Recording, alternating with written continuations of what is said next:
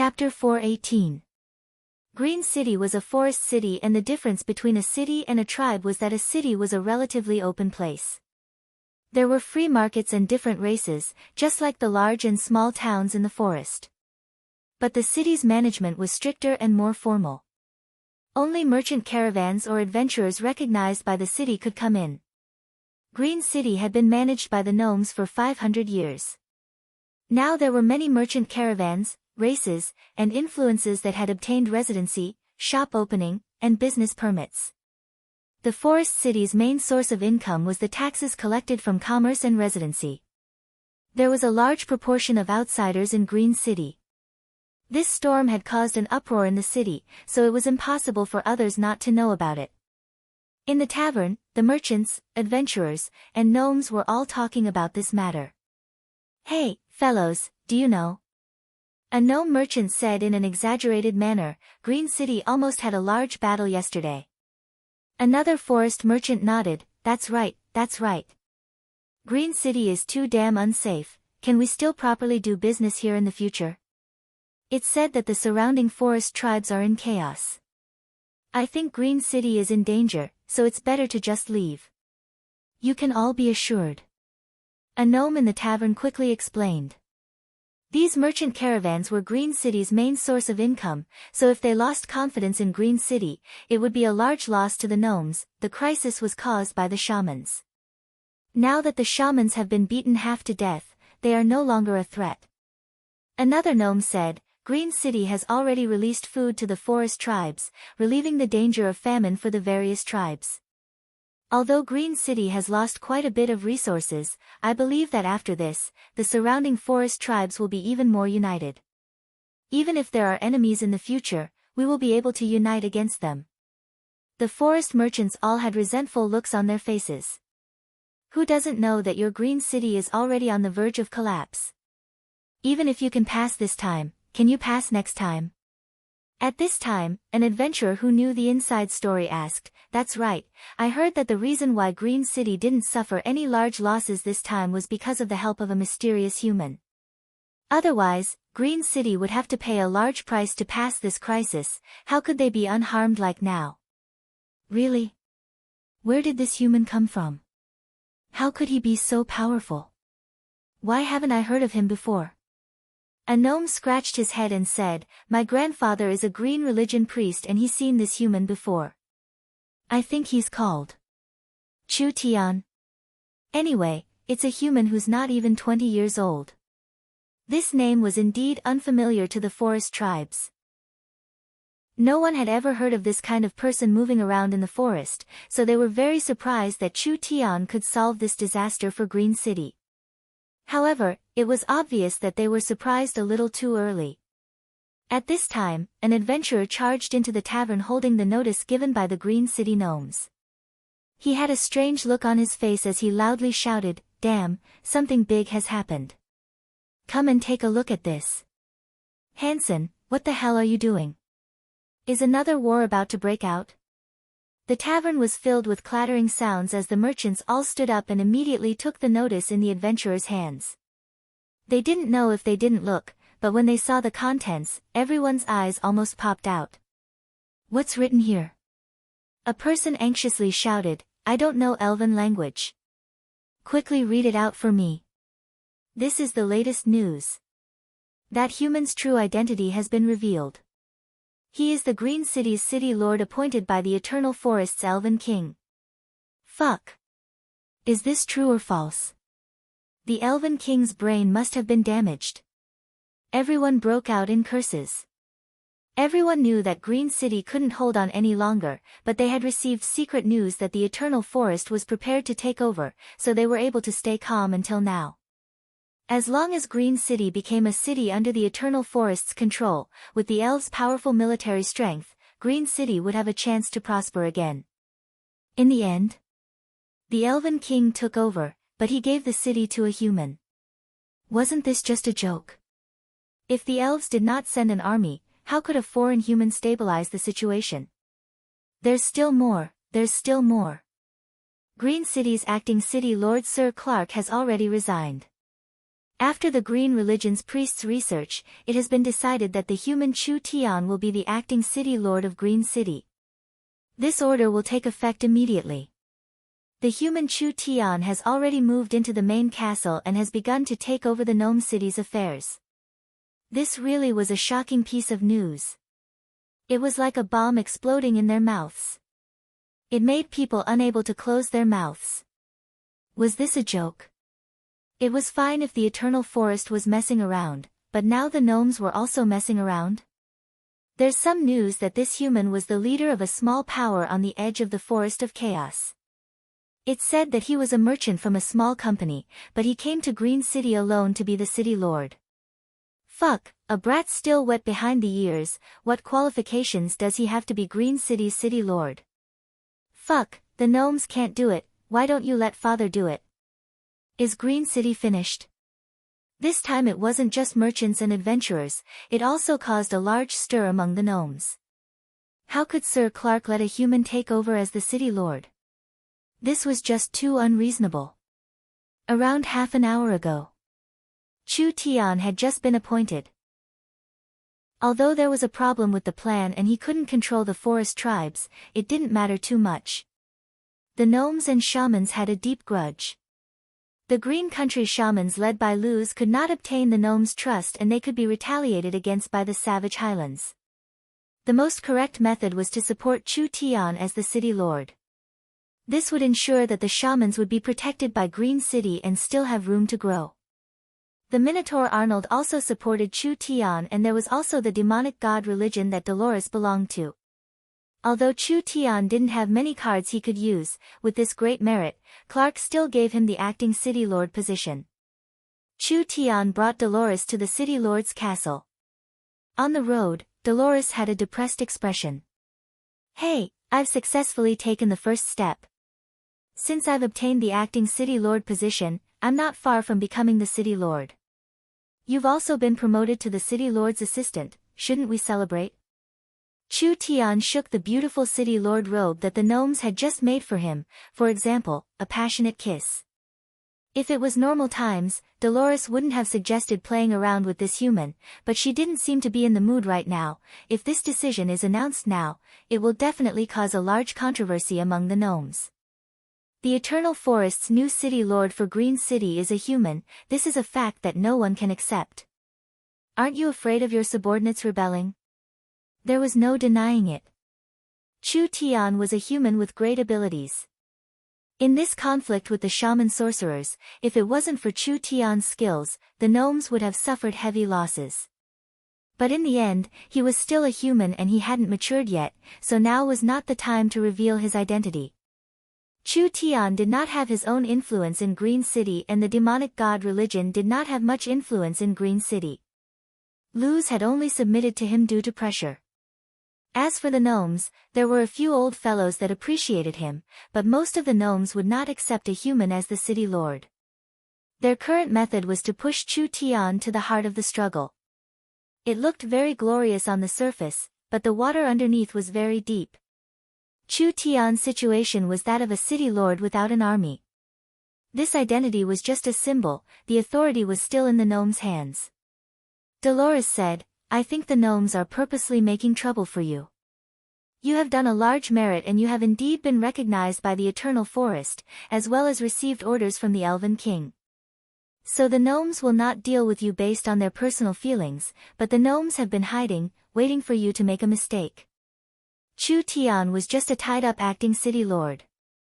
As long as he was not the true city lord, it meant the gnomes still had some leeway.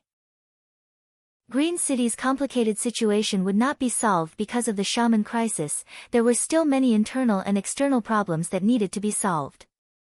With Chu Tian becoming the acting city lord, the situation would become even more complicated.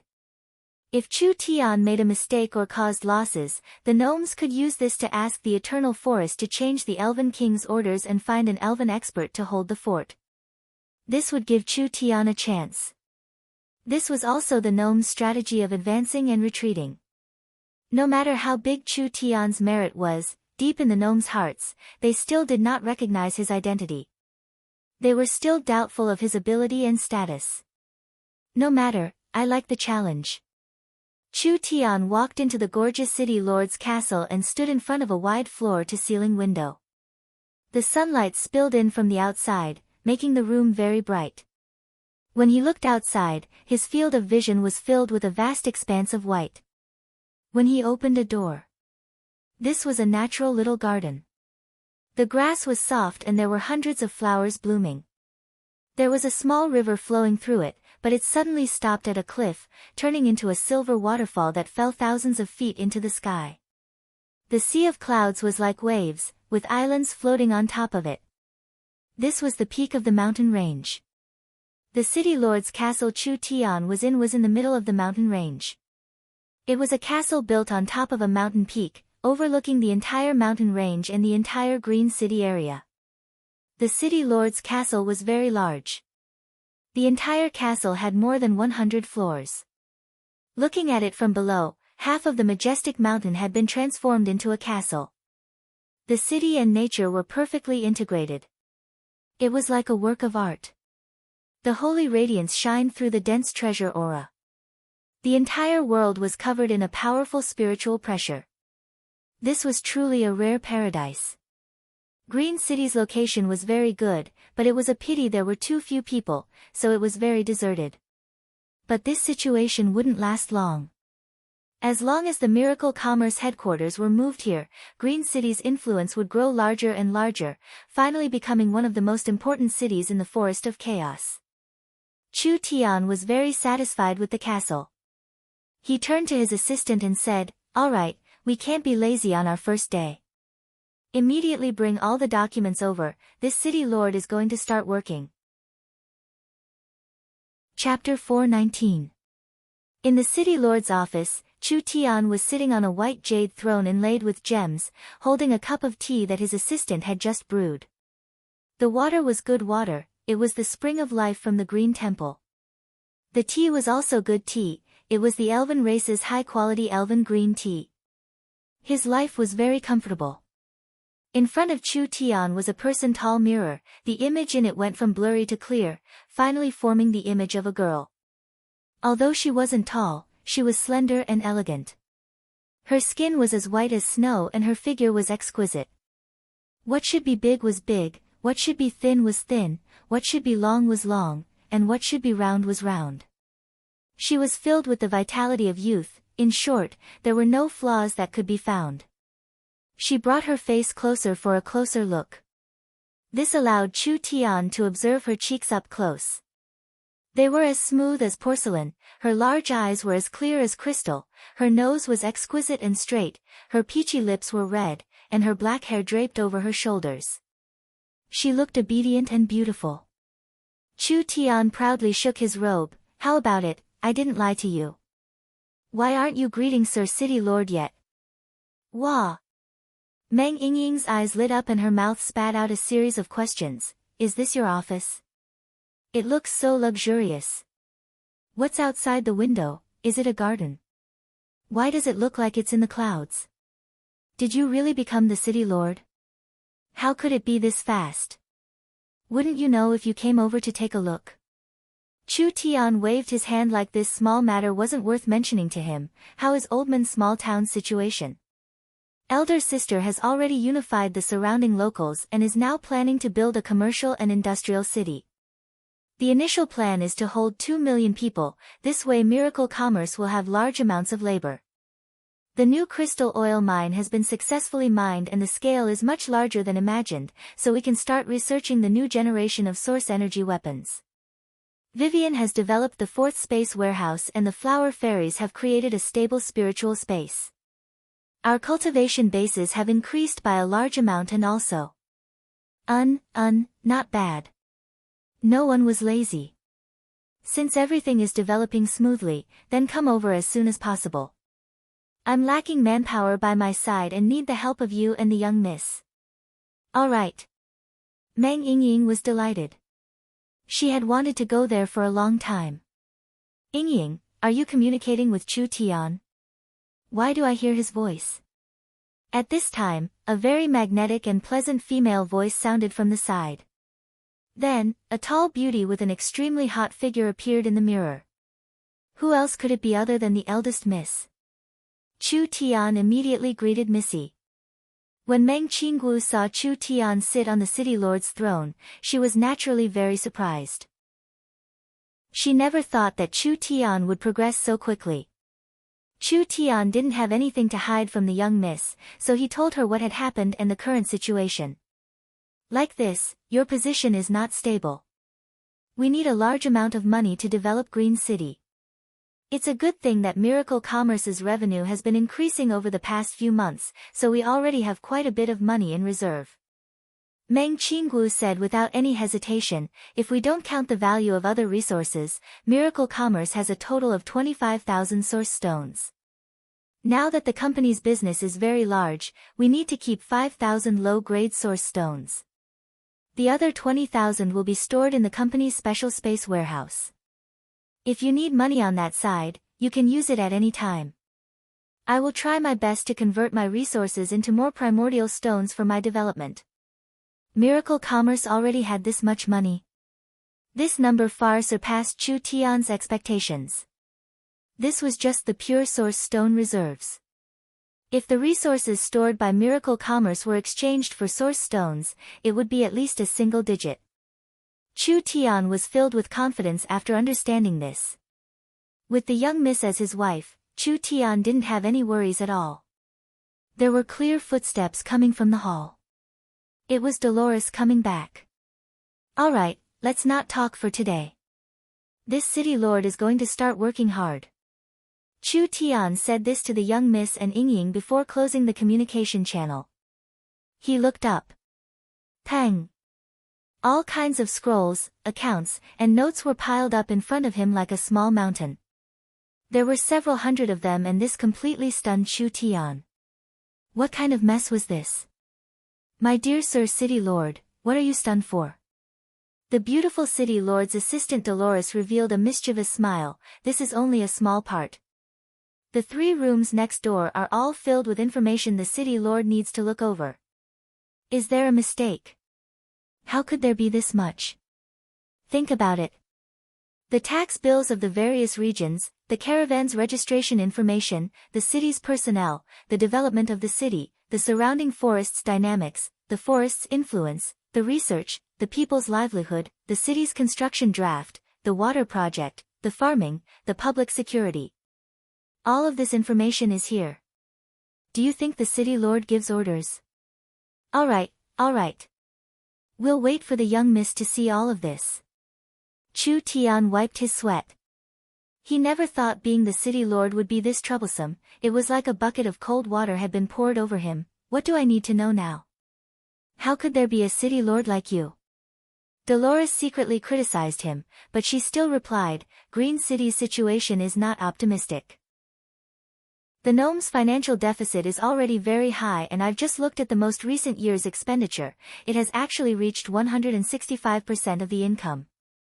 The gnomes are already on the verge of bankruptcy and their tax revenue has not even reached 50% in the last 10 years. The trend of decline is very serious. Do you know what this means? What does this mean? The Eternal Forest and Green City have an agreement. After the gnomes give the city to the Eternal Forest, the wealth and resources the gnomes have accumulated over the years will belong to the gnomes and the Eternal Forest will continue to support the gnomes' expenditure.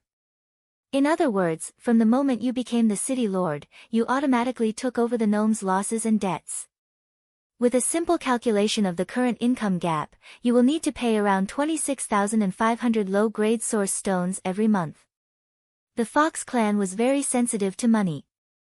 This point was fully reflected by Dolores. She was able to clearly understand the financial situation in this short period of time. Pooh! Chu Tian almost spat out the tea in his mouth onto her. You have to pay several tens of thousands of source stones every month. This kind of leaking pot, how could the Eternal Forest accept it? You're joking. This depends on whose hands it is in. Although the elves are not rich, they can still bear this bit of loss. Moreover, if Green City has a strong elven power, it will quickly recover and the losses will turn into profits. There is no need to do anything at all, so for the elves, this is a business that will not lose anything.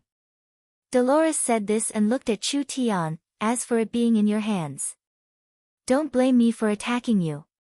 Once you announce the matter of you becoming the city lord, half of Green City's caravans will run away and the other half will already be on their way. This month's tax revenue will be greatly reduced and the financial revenue will be paralyzed.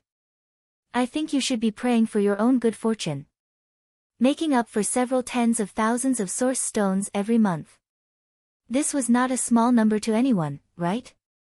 Chu Tian's miracle commerce indeed had money, but it had only been established for a short period of time, so it could not compare to the large forest clans. Now that he had to take over this plate, it was a bit hard to bear. Where are these source stones being spent? Can it be reduced a bit? Dolores quickly looked over the financial details. These are mainly the purchase of materials, the use of Green City's military defenses, the consumption of the farms, and the gnomes' welfare. These are around half of it. Then what about the other half? Of course it's research and development. Dolores rolled her eyes. It's not like you don't know that the gnomes have the strongest thirst for knowledge and exploration. The gnomes' research level is one of the highest in the entire Forest of Chaos, so the materials and resources needed for research and experiments are a large number. If Chu Tian took over Green City, of course there were ways to reduce the consumption of normal materials and the military budget, but these were all small parts, not even a quarter of the total. The main expenditure was the gnomes' welfare and the gnomes' research. This was the basic condition for the gnomes to join the Eternal Forest. The Elven King had also promised to protect them. Since he had been appointed as Green City's permanent city lord, Chu Tian and Miracle Commerce naturally had the responsibility to shoulder this responsibility. Chu Tian never would have thought that after becoming the acting city lord with great difficulty, he would not obtain any benefits at all. Instead, he would have to support several 100,000 gnomes. This large pressure was enough to give him a headache. Clark is trying to make me back off. But, these gnomes are looking down on me too much. Chu Tian thought about it and said, go and issue my first order. When this city lord is in office, the entire city will be exempted from all transaction taxes and business taxes. You're crazy. Dolores' eyes popped out. This is no different from cutting off an arm. The financial deficit is already serious enough. Do you think the hole isn't big enough? It's like you just said, half of the merchants are preparing to run and the other half are already on the way. What use is there in me stubbornly holding on to these taxes? Keep them here first and there will be ways to make money from them in the future. As for the financial hole, reduce it as much as possible and I'll make up for the rest. Chu Tian said with a face of disdain, isn't it just 10,000 source stones? It's not like I can't afford it. You. Dolores knew that Chu Tian's background was not simple, but seeing Chu Tian's heroic spirit, not even placing a large sum in his eyes, she couldn't help looking at Chu Tian a bit higher. All right, it's fine as long as you think there's no problem. Chu Tian didn't care what kind of stir he caused in Green City or the Forest of Chaos, he just issued his first order. I'm very interested in the gnomes' research lab. Come, let's go take a look. Chu Tian's second order of business was to understand the gnomes' situation. After all, the gnomes were a rare high-level intellectual race in the forest, which was very compatible with miracle commerce. Green City had been built for an entire 500 years. The gnomes' research lab had been built for an entire 500 years. This was not something Southern Xia's environment could compare to. Chu Tian wanted to personally see what was different about it. Chapter 420. The first order was announced. Green City was once again in an uproar. This method was cutting off most of the basic income. This was a hard-to-understand matter in any city. Not to mention that Green City was already in a bad situation and now they were cutting off the income from the merchants. How would the city survive? Clark quickly came to find Chu Tian to ask him about this. Chu Tian did not explain his actions, rather he arrogantly said, you have to look further.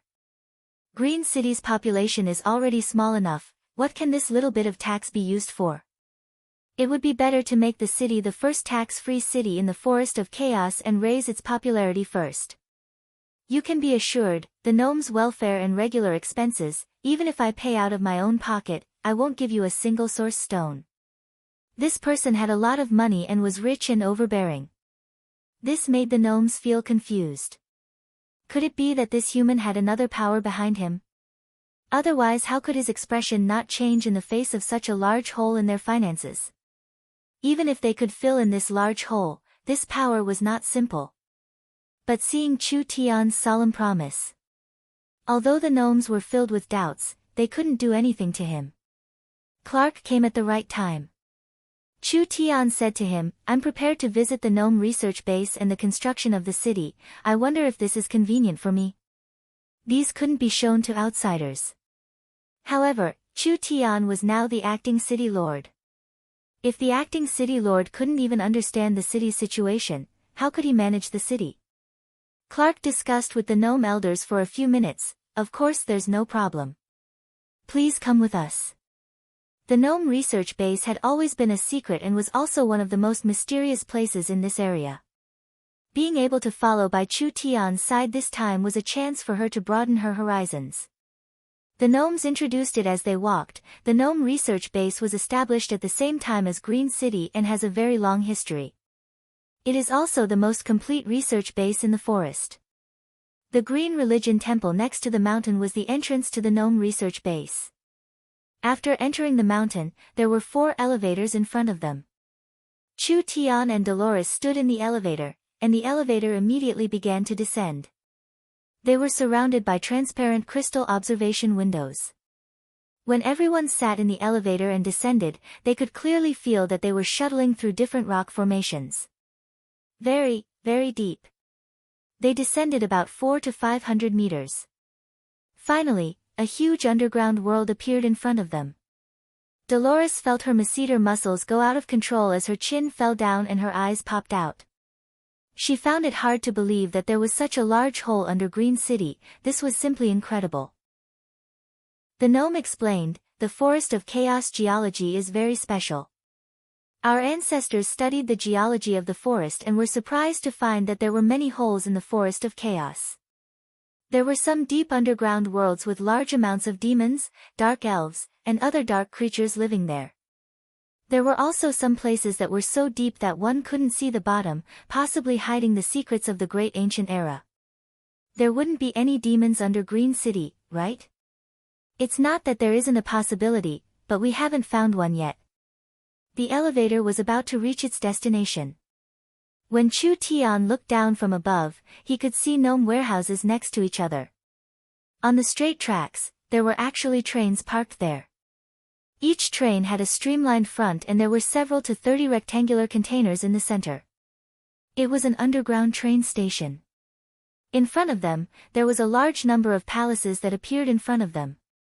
The size of the underground palace could hold several 100,000 people living inside. The entire underground palace was made of metal and was filled with a modern style. There were many metal pipes here. The large ones were several meters thick and needed several people to wrap their arms around them. The small ones were only a few centimeters thick and were not much thicker than a finger. It was very complicated and very dense. The entire research base was connected by these large and small pipes. There was more than one underground palace like this. If one looked from afar, they would see several underground palaces flashing with lights. Between these palaces was a dark abyss that couldn't be seen, and the underground palaces were like lighthouses in a dark world. They were all connected by floating tunnels or cable cars. Although the underground world was deep, it was not as dark or as silent as one would imagine.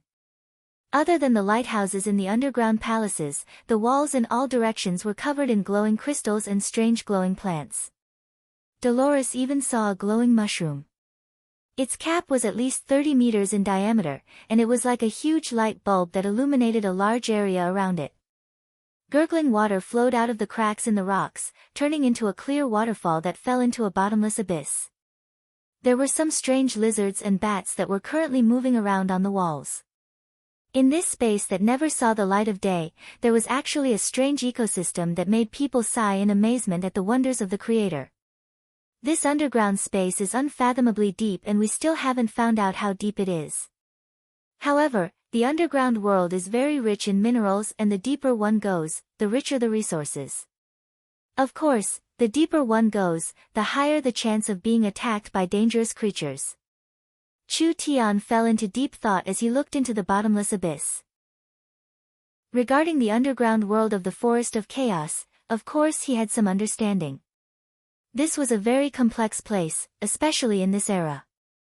It was unknown how many dangers were hidden here and how many treasures were hidden here. If he had a chance in the future, he would have to properly explore it. Of course, it was not the right time yet and he did not have the strength to do so.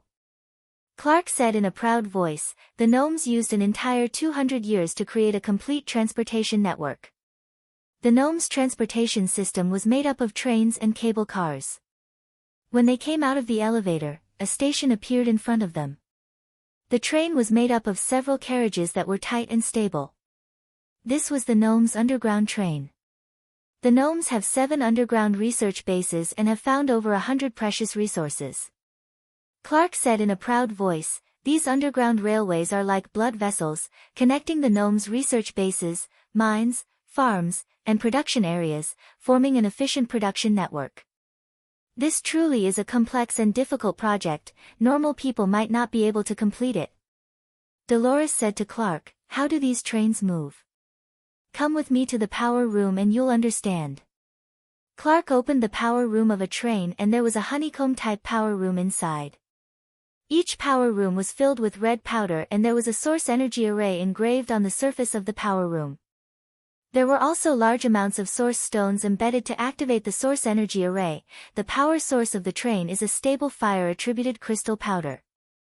This powder can release a strong flame and energy which is finally absorbed by the source energy array, forming a complete power system that can easily push a several hundred-ton train forward, reaching a maximum speed of 300 km per hour. This made Chu Tian a bit shocked. Although the gnome's technology did not enter his eyes. At least in this era, it could be considered quite advanced. The cost of the flame crystal stones was not high. Using the energy of the crystal stones to move the train forward would greatly reduce the cost of the train, but the source energy array would consume spirit energy. This source stone consumption would not be a small number.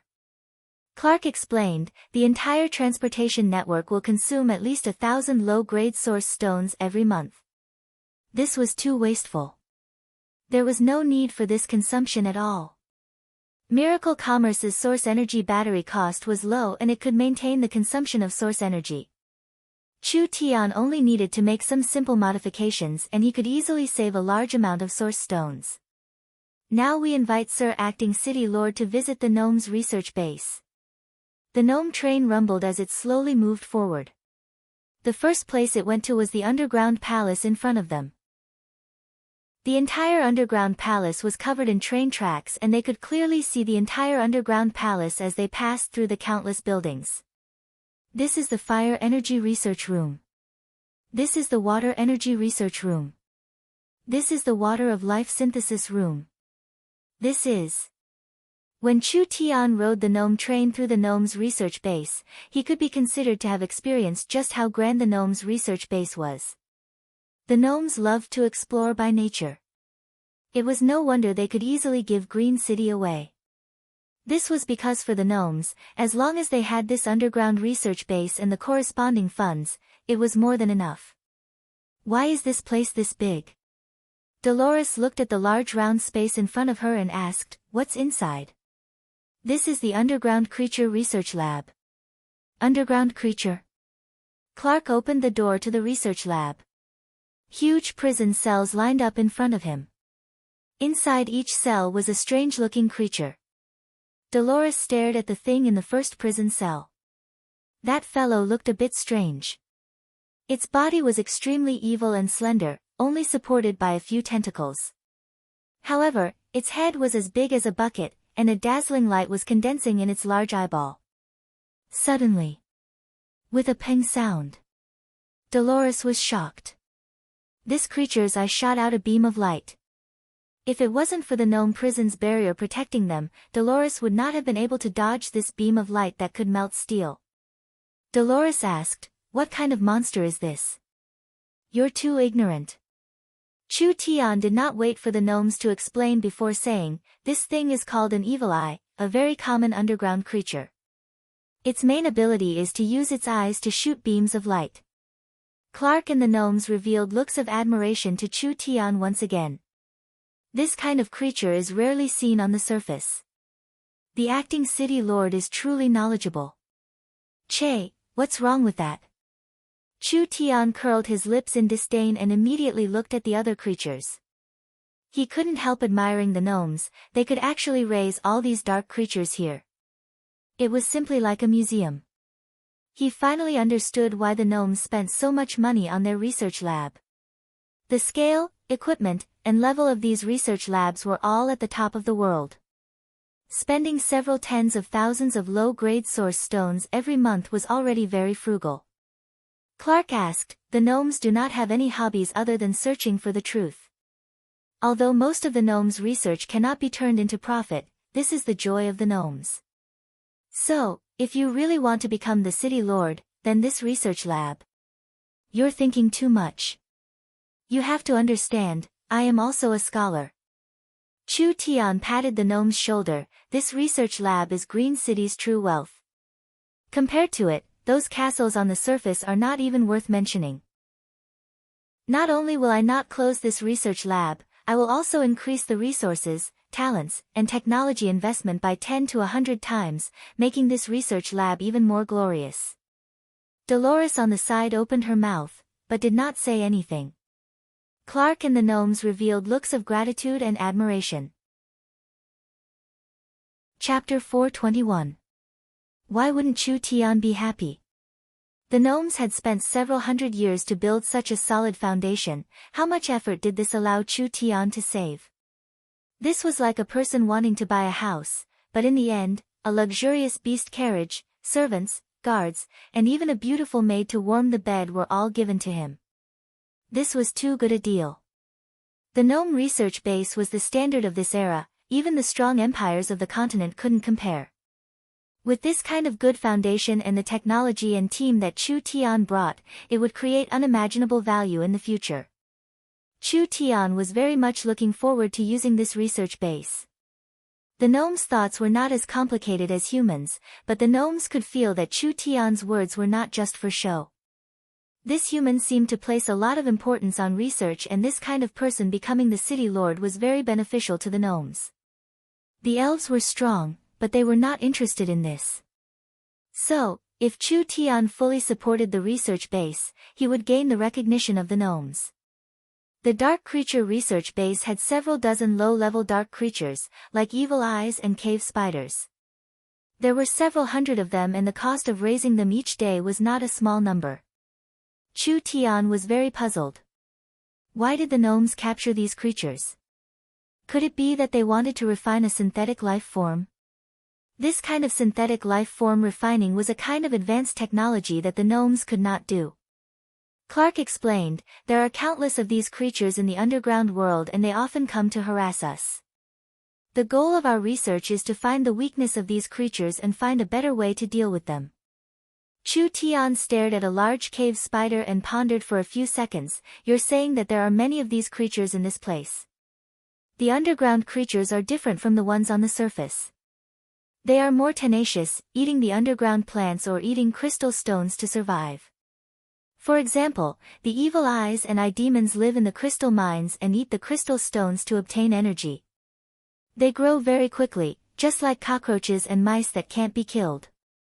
I suspect that in the area we've explored, there are at least several tens of thousands of them, giving us a headache. That many? Chu Tian's eyes lit up. Good. Very good.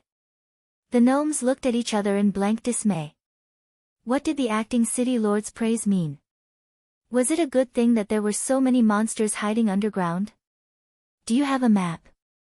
Map? Oh, yes.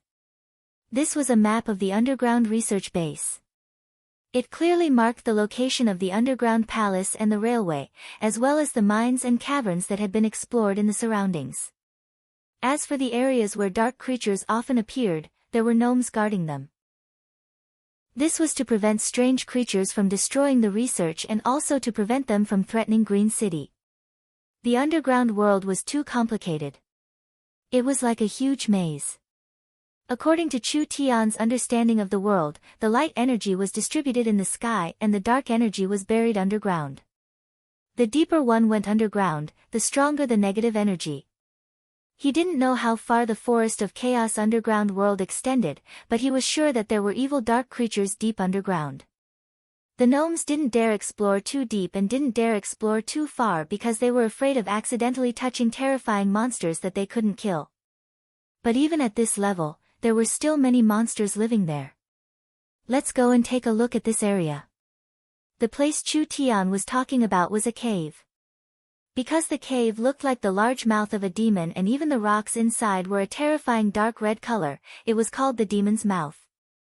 It said that most of the underground monsters the gnomes met came out of the demon's mouth, therefore the gnomes thought that the demon's mouth was an even deeper and more terrifying underground space. In order to not disturb existences that shouldn't be disturbed, the demon's mouth was not allowed to be casually explored. Elder. Several gnome troops stationed here saw the train stop at the Demon's Mouth station and they immediately ran over to ask about it out of curiosity. Sir Acting City Lord. Clark looked at Chu Tian and asked, "Are you sure you want to go in? Even the gnomes don't dare explore this place and even we don't dare go too deep. If you take the risk on a whim, I'm afraid." "It's fine, I'm not a fool. If something is wrong, I'll come back." "All right then." Chu Tian pulled out his sword and left. Dolores followed without any hesitation. Clark saw that he couldn't persuade Chu Tian, so he had the gnome troops prepare themselves before leading the old priests to chase after him. At this time, Chu Tian had already walked a certain distance. Dolores looked at the surrounding walls and said while walking, "The dark aura here is very thick, making people feel very uncomfortable." The fungi and vines in the demon's mouth were mostly a strange purple or blue color and the rocks were dark red, making it seem dark. The cave was open in all directions, sometimes it was wide, sometimes it was narrow, sometimes it was as steep as a mountain, and sometimes it was separated by a deep ravine. There were always strange fluctuations and sounds coming from all around, making this place feel an ominous aura. Chu Tian felt the fluctuations in the air. "There's a monster coming." He didn't even finish his sentence. There were sharp sounds coming from all directions as giant figures quickly charged out. They were very fast and even in this complicated terrain, they could still move at high speeds. Other than Chu Tian, they were all in the true spirit realm. Dolores was prepared to make a move, but she didn't even have time to use the demonic god priest summoning technique. She suddenly felt like she had been hit several times and her head instantly turned dizzy. She couldn't even stand straight and fell onto Chu Tian's body beside her. Chu Tian quickly supported Dolores. A fierce figure charged out and several sharp claws swept out like lightning, trying to tear Chu Tian and Dolores to pieces. "Fuck, seeking death." Chu Tian's blade was covered in blue flames and a beautiful sword cheese slashed out. That monster gave a pitiful cry and flapped its wings to fly away. However, although it wasn't cut in half by the sword chi, it was covered in the terrifying netherworld flame. It didn't have time to retreat before its body was surrounded by blue and white flames and it let out a shrill cry before turning into ashes. The gnome priests were all very shocked. Chu Tian had just casually slashed out, but it was enough to show his strength. This was definitely not an attack an awakened soul cultivator could send out, perhaps even a true spirit realm expert wouldn't be able to easily block it. This human young brat really wasn't simple. "Be careful." Clark recovered from the dizziness and quickly shouted, "These are bat demons, they can use spiritual attacks and are very hard to deal with." Chu Tian had indeed been hit by a few weak spiritual attacks, but this spiritual attack couldn't affect him at all. When he had just exchanged blows, he had seen what the attackers looked like. It was a monster with an ape-like human body, but it had bat-like wings. Each one was very big, weighing at least 200 kilograms. Spiritual attacks could affect true spirit realm experts. Then this was truly an incredible monster. Chu Tian noticed that the bat demon's spiritual attack was a large area indiscriminate attack released by ultrasonic waves. He couldn't help thinking that if there was this kind of monster on the battlefield, it would sweep through a large area. This was not exaggerated at all. Even a true spirit realm expert like Dolores was hit without any preparation and instantly lost her battle strength. Wouldn't a normal awakened soul cultivator bleed from their 7 orifices and die? Good, very good. If they could tame this kind of monster and use it for Green City, why would Green City be afraid of invaders? Compared to the Marauders' mounts, the bat demons were not only stronger, but also more intelligent. They had the intelligence of a 6- or 7-year-old human child. If they could be tamed, they would be able to understand some commands. Chu Tian came here with this goal in mind. Not to mention Chu Tian having several beast-taming methods, with the little fox and the demonic god religion's priests, these headache-inducing monsters could be easily tamed. This was not trouble. This was a large amount of wealth. The green religion priests used a secret technique to resist the spiritual attack. Clark forcefully raised his staff and a vine reached out, instantly grabbing onto a fast-flying bat demon. This bat demon let out a pitiful cry as its vitality and water were sucked away, finally turning into a dried corpse that was hung above the cave. They didn't have time to kill more bat demons. The left wall suddenly shattered and several beams of light as thick as an arm shot out at them. A green religion priest quickly released a talisman to condense a shield of light. When the powerful beams of light landed on the shield of light, it shattered it to pieces, barely blocking this attack. Dolores had just recovered. What happened now? Dolores discovered that in all directions of the dark cave, there were many light bulb-like lights appearing at the same time. These lights went from weak to strong, and in the end, they became very dazzling, so much so that she could barely open her eyes. Evil eyes, damn, there are so many evil eyes. The evil eyes had excellent dark vision and their range of vision was even greater than an eagle's. Their eyes could break through illusions and camouflage, as well as release a kind of radiation that could clearly see a person through a wall. The evil eyes could not make any sounds, so they used their minds to communicate. Although their intelligence was not high, they had a tacit understanding. This many evil eyes attacking together. This power was more than enough to kill 1-2 true spirit realm experts.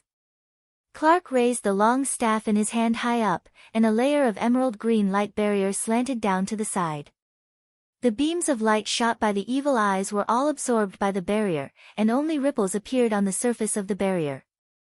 Great Forest Goddess, please unleash your great power. Clark released a dazzling green light. In the next second, Clark's entire body exploded. His body disappeared and turned into a large field of green leaves. These green leaves were like countless butterflies, fluttering and spreading in all directions like an all-pervasive tide. In an instant, the field of vision was drowned.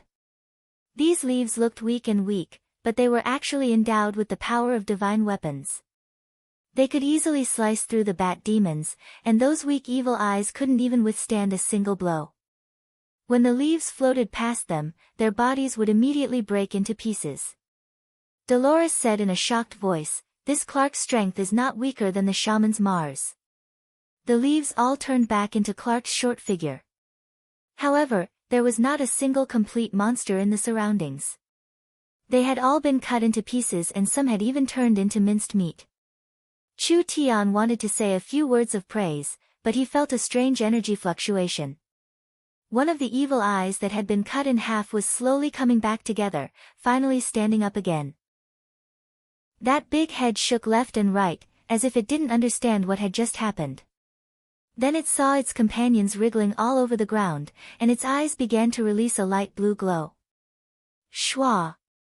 The star-like light fell on one of its dying companions, and the unthinkable happened. The evil eye, whose body had been broken into several pieces, suddenly recovered and stood up with its tentacles. Clark knit his brows. He picked up a leaf and was about to shatter the strange evil eye. Slow down, this is a bit interesting. Chu Tian stopped Clark from killing the evil eye. The evil eye's energy depends on its food. If an evil eye eats fire attribute crystals for a few days, its attack beam will become fire attribute. If it eats thunder attribute crystals recently, then its attack beam will become thunder attribute. This evil eye's energy is very special, which means that the place it lives in most likely has special mineral deposits. We might as well let it go for now and find that place. It might be useful to us. Chu Tian had actually already recognized it. The evil eye could release light beams similar to star energy, and the star energy had healing abilities.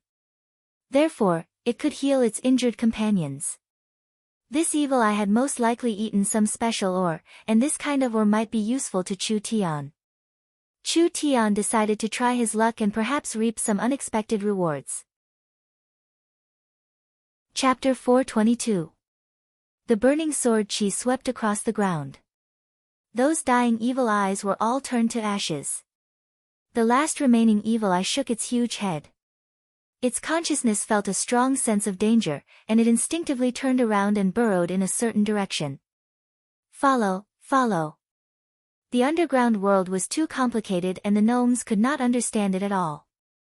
Although this place was not far from the entrance to the demon sin, even Clark and the others did not know what was hidden there. After around 40 minutes, the evil eye entered another cave. It should be here. Before Chu Tian passed through the cave, he felt a wave of pure star energy. After passing through the cave, there was a large basin in front of him. The ground was filled with meteor grass and other plants. They were all at least level 3 meteor grass.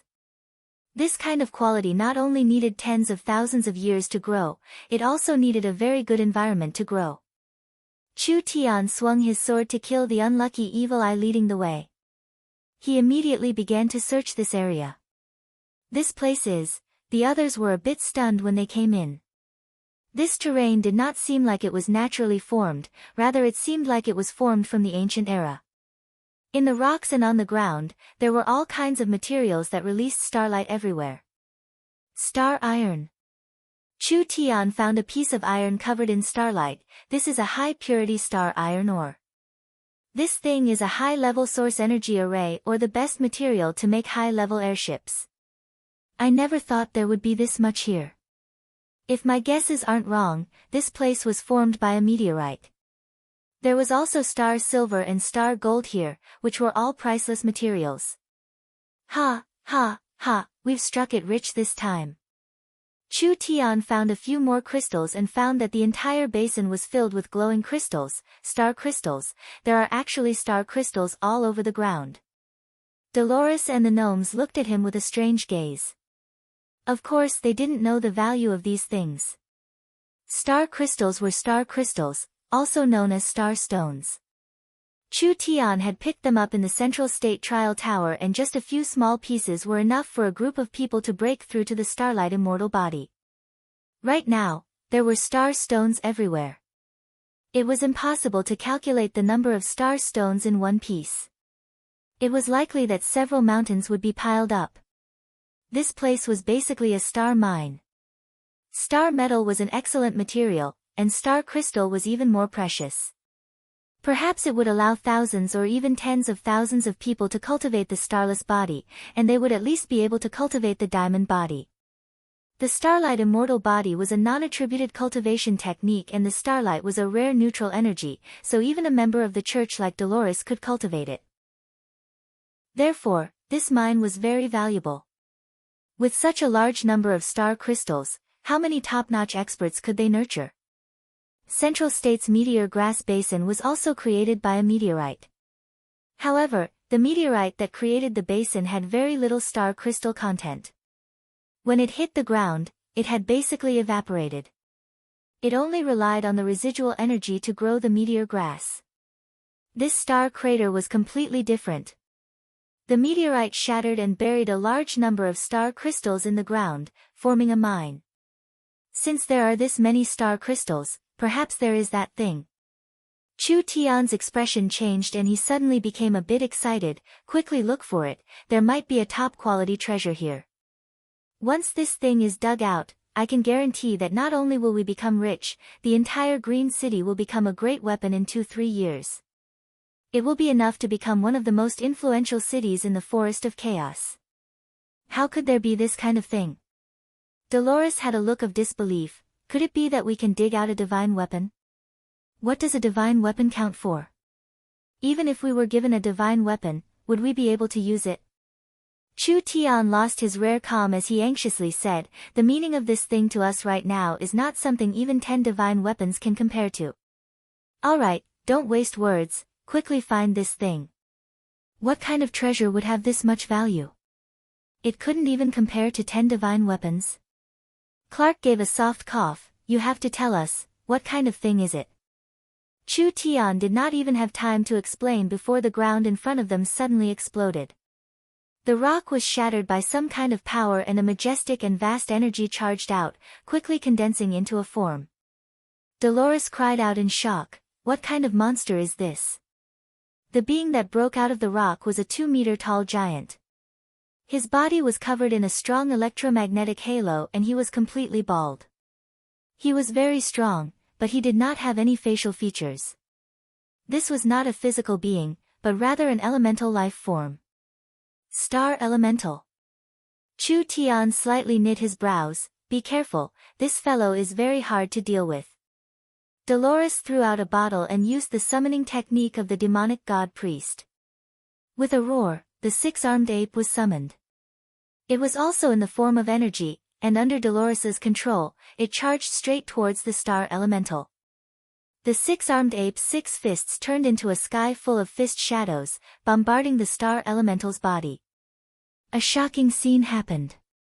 When the fists hit the Star Elemental, it wasn't the Star Elemental that broke, but the 6-armed ape's fists.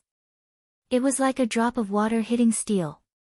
When the 6-armed ape attacked the Star Elemental, its 6 arms were shattered.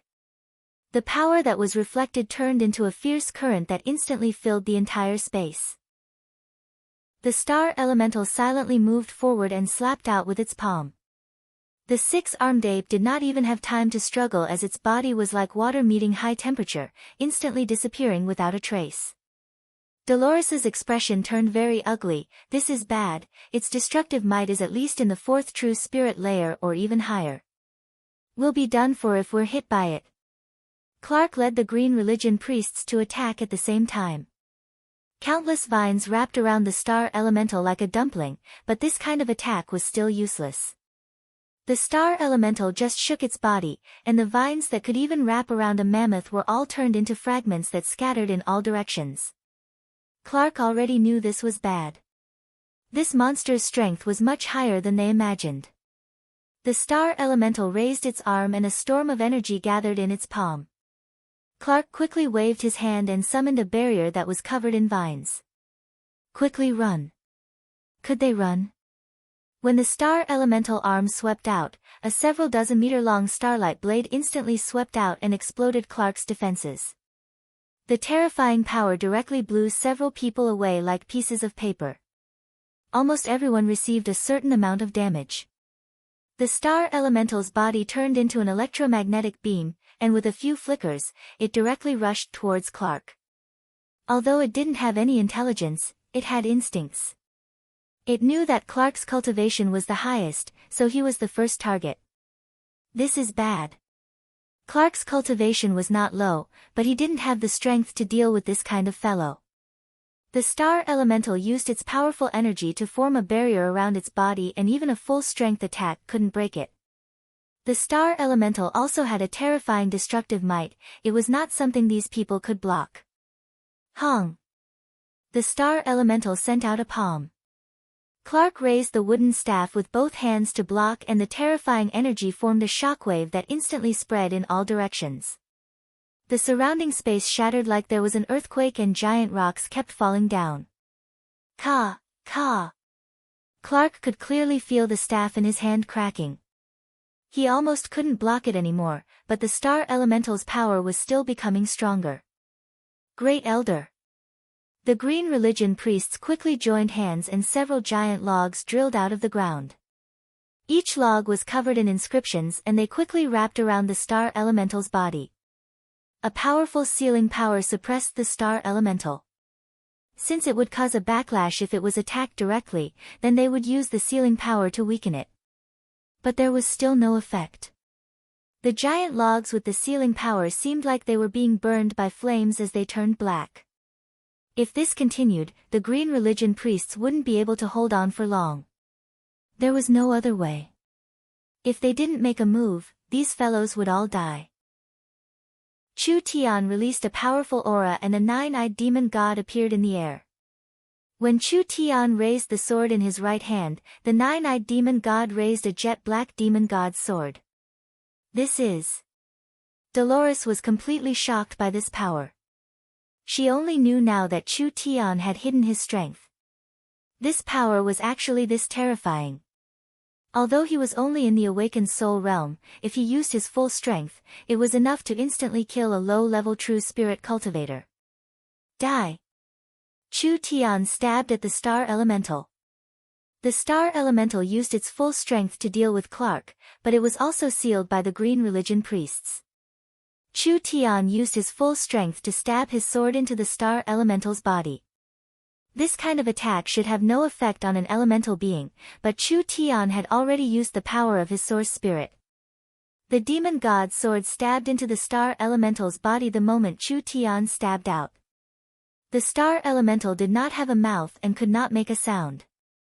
However, everyone could clearly feel that there was an extremely mournful scream and wail reverberating in their minds. It was as if a detonator had been shoved into their brains, and it was enough to make everyone dizzy and knock their heads against each other. The star elemental's body quickly twisted. Like gas meeting an exhaust fan, the star elemental condensed into a body of starlight that was completely sucked into Chu Tian's body through the demon god's sword. It quickly filled Chu Tian's meridians, muscles, and bones. This vast star energy almost caused Chu Tian to explode. Whether it was Clark or Dolores, they all had a strange feeling. Chu Tian had turned into a black hole in an instant, swallowing the star elemental in one go. Swallowing effect? No, this strange ability seemed to be one of Chu Tian's many abilities. They could also feel various auras from Chu Tian's body, like his soul, his mind, his space, and his time. These people were all true spirit experts. They were all toppled at this moment. How was this possible? After Chu Tian swallowed the star elemental, he immediately fell to the ground. Every pore on his body released starlight and he could only use his sword to support himself. Blood flowed from his nose and eyes. This was the side effect of his source spirit's backlash. Everyone did not even have time to let out a sigh of relief. There were suddenly several explosions coming from the distance. Clark's eyes almost popped out. There are still many star elemental. Dolores also saw that there wasn't just one star elemental here, there were many star elemental. There were a few that were very large and their auras were several times that of the previous one. Quickly run. Clark did not even think as he threw out a vine to wrap around Chu Tian, wanting to quickly escape. Wait a minute. Chu Tian pointed at the place where the star elemental had been killed. In the gradually fading light, a strange gem flew out. We have to take this eye of the star. Dolores charged forward to grab the gem and they quickly left this area. Fortunately, the star elemental did not seem interested in chasing, otherwise with their lightning-fast speed, they would not be able to escape no matter how fast they were. Chapter 423. It could only be said that they were lucky this time. The star elementals did not have any intelligence, they only knew how to instinctively attack creatures that intruded into their territory. But when the intruders left, they did not chase after them, allowing them to leave the underground world alive. Otherwise, with the speed of the star elementals, even if they couldn't kill them all, they could at least kill half of them without a problem. Chu Tian did not have time to explain. His body was filled with a vast amount of star energy and if he did not quickly refine this energy, perhaps his body would explode at any moment. When he returned to the surface, he quickly went to a secluded valley in Green City. He sat down on a giant rock and began to cultivate. Each pore released the aura of star energy and his body was covered in starlight energy, as if it could break out of his body at any moment. This situation was very dangerous, but it was a very good opportunity. The starlight energy was refined by the star elementals over countless years. The amount of energy he swallowed in an instant was not inferior to absorbing a ton of star crystals. Once this energy was refined, it would allow Chu Tian's starlight immortal body cultivation technique to go up another level. If he hadn't cultivated the starlight immortal body, Chu Tian's body would have been tempered by the power of the stars for a long time, so he would have a high tolerance for the power of the stars. If it wasn't for the fact that the power of the stars was pure energy without any attribute, it would be very gentle. Otherwise, if this energy was poured into his body, even if he didn't explode, he would still be half crippled. It had begun. Chu Tian began to circulate his cultivation technique. The star energy stopped rampaging through his body and began to evenly distribute throughout his body. It slowly seeped into his skin, muscles, and bones, almost completely fusing with his body. He began to refine it again and again. Chu Tian could clearly feel that his body was quickly being strengthened. Under the refinement of the power of the stars, each muscle was filled with endless vitality, becoming 10 times stronger than before. Finally, the elemental energy accumulated in his body was completely turned into the power of the starlight immortal body. Naturally, the effect was immediate. Chu Tian could clearly feel the cultivation technique in his body strengthening rapidly. The starlight condensed on the surface of Chu Tian's body was no longer as transparent as a diamond. Instead, it emitted a burst of light from the inside out. His entire body seemed to have become a man of light, so bright that it was somewhat dazzling. Under the powerful energy pressure, the rock he was sitting on immediately cracked inch by inch, almost being crushed into a pile of powder. Chu Tian understood. He had succeeded. This state was the sacred light body that had achieved great success. The starlight immortal body cultivation technique's 4 stages were the glass body, diamond body, sacred light body, and immortal body. The glass body was at the small success stage, the diamond body was at the proficient stage, the sacred light body was at the large success stage, and the immortal body was at the perfection stage. This meant that the cultivation technique had reached the perfection stage. Compared to the glass body, the diamond body not only greatly increased its defense, but its reflexes were also greatly enhanced. Compared to the diamond body, not only did the sacred light body's defense increase, the sacred light body's greatest effect was regeneration. Even if Chu Tian's internal organs were heavily injured, as long as he had spirit energy to activate the sacred light body, these injuries would quickly be healed.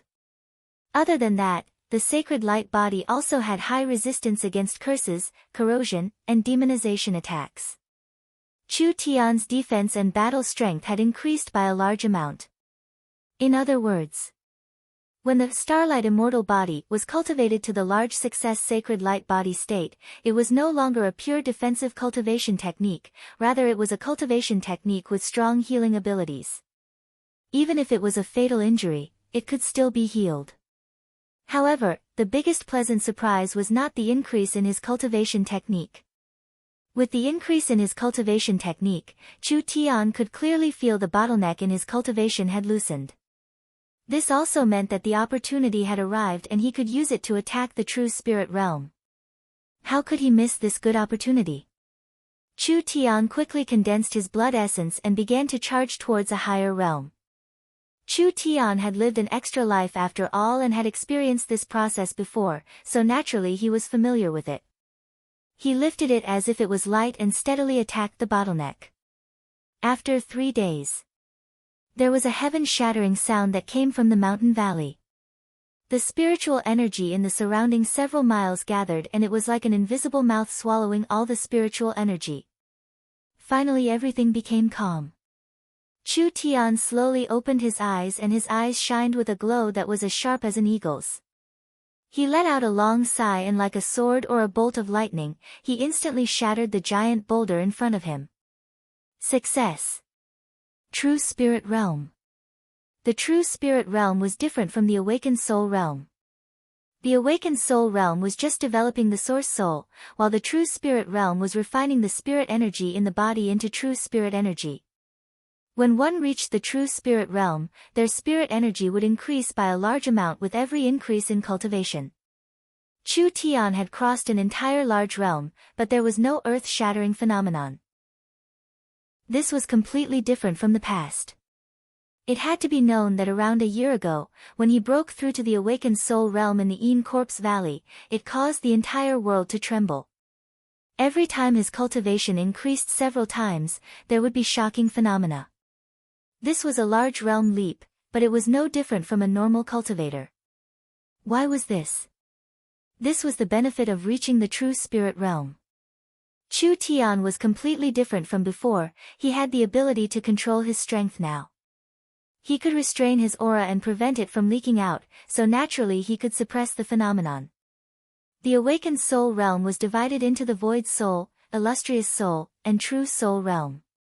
The true spirit realm was also divided into the early, middle, and late stages. The first to third layer was the earth spirit realm, the fourth to sixth layer was the heaven spirit realm, and the seventh to ninth layer was the spirit transformation realm. Chu Tian was an earth spirit cultivator in the first true spirit layer, but with the perfection realm netherworld flame sword and the large success realm starlight immortal body, his strength was not something normal cultivators of the same level could imagine. But if they thought he only had these cards in his hand, they were completely wrong. The true spirit realm could be considered a dividing line. After Chu Tian reached the true spirit realm, he could now use the abilities that he found hard to use. For example, spatial energy. The starting point of spatial energy was the true spirit realm, and if it was used in source energy arrays, the lowest level spatial source energy array was a level 3 array. This was also why Chu Tian wanted to recruit Vivian. It was because Chu Tian could not open the space warehouse in the awakened soul realm. Now it was good. From today onwards, he would open a whole new world. Chu Tian could feel that there were still some star elemental energy that had not been refined into his body. These remnants were not energy, but rather several innate cultivation techniques. Chu Tian named them Starlight's Secret Art. This was a close combat and movement cultivation technique that could be cultivated together with the Starlight immortal body. The two of them had the same origin.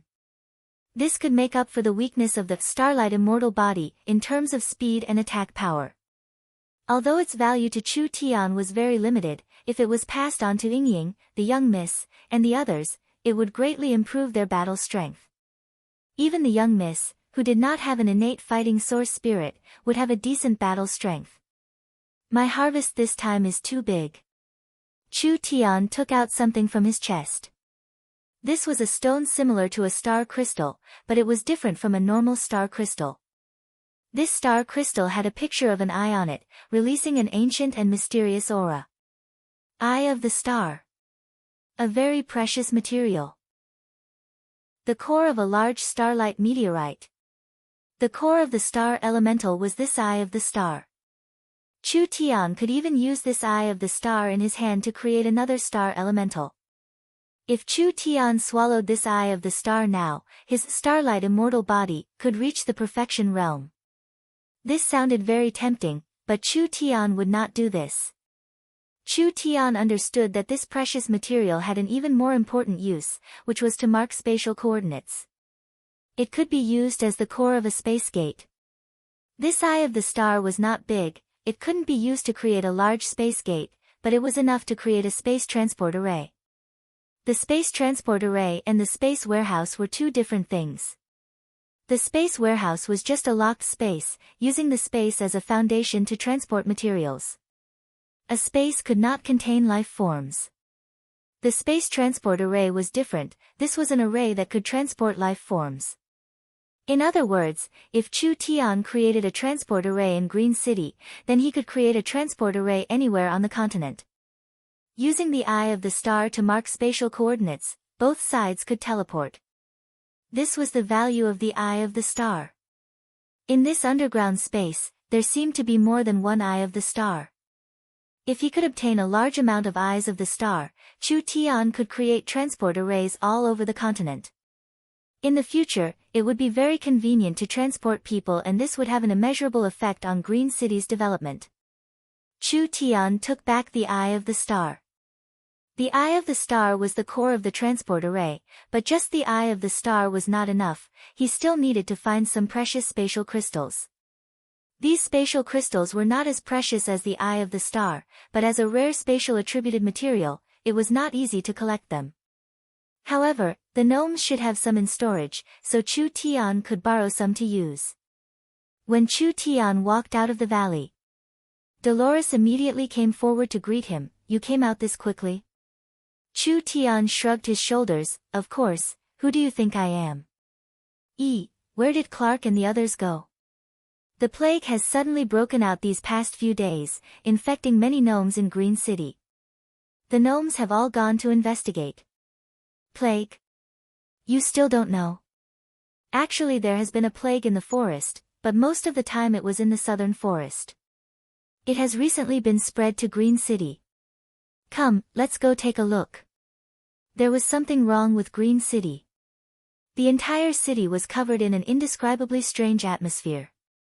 Before Chu Tian came to Green City, the plague had already broken out in the southern forest.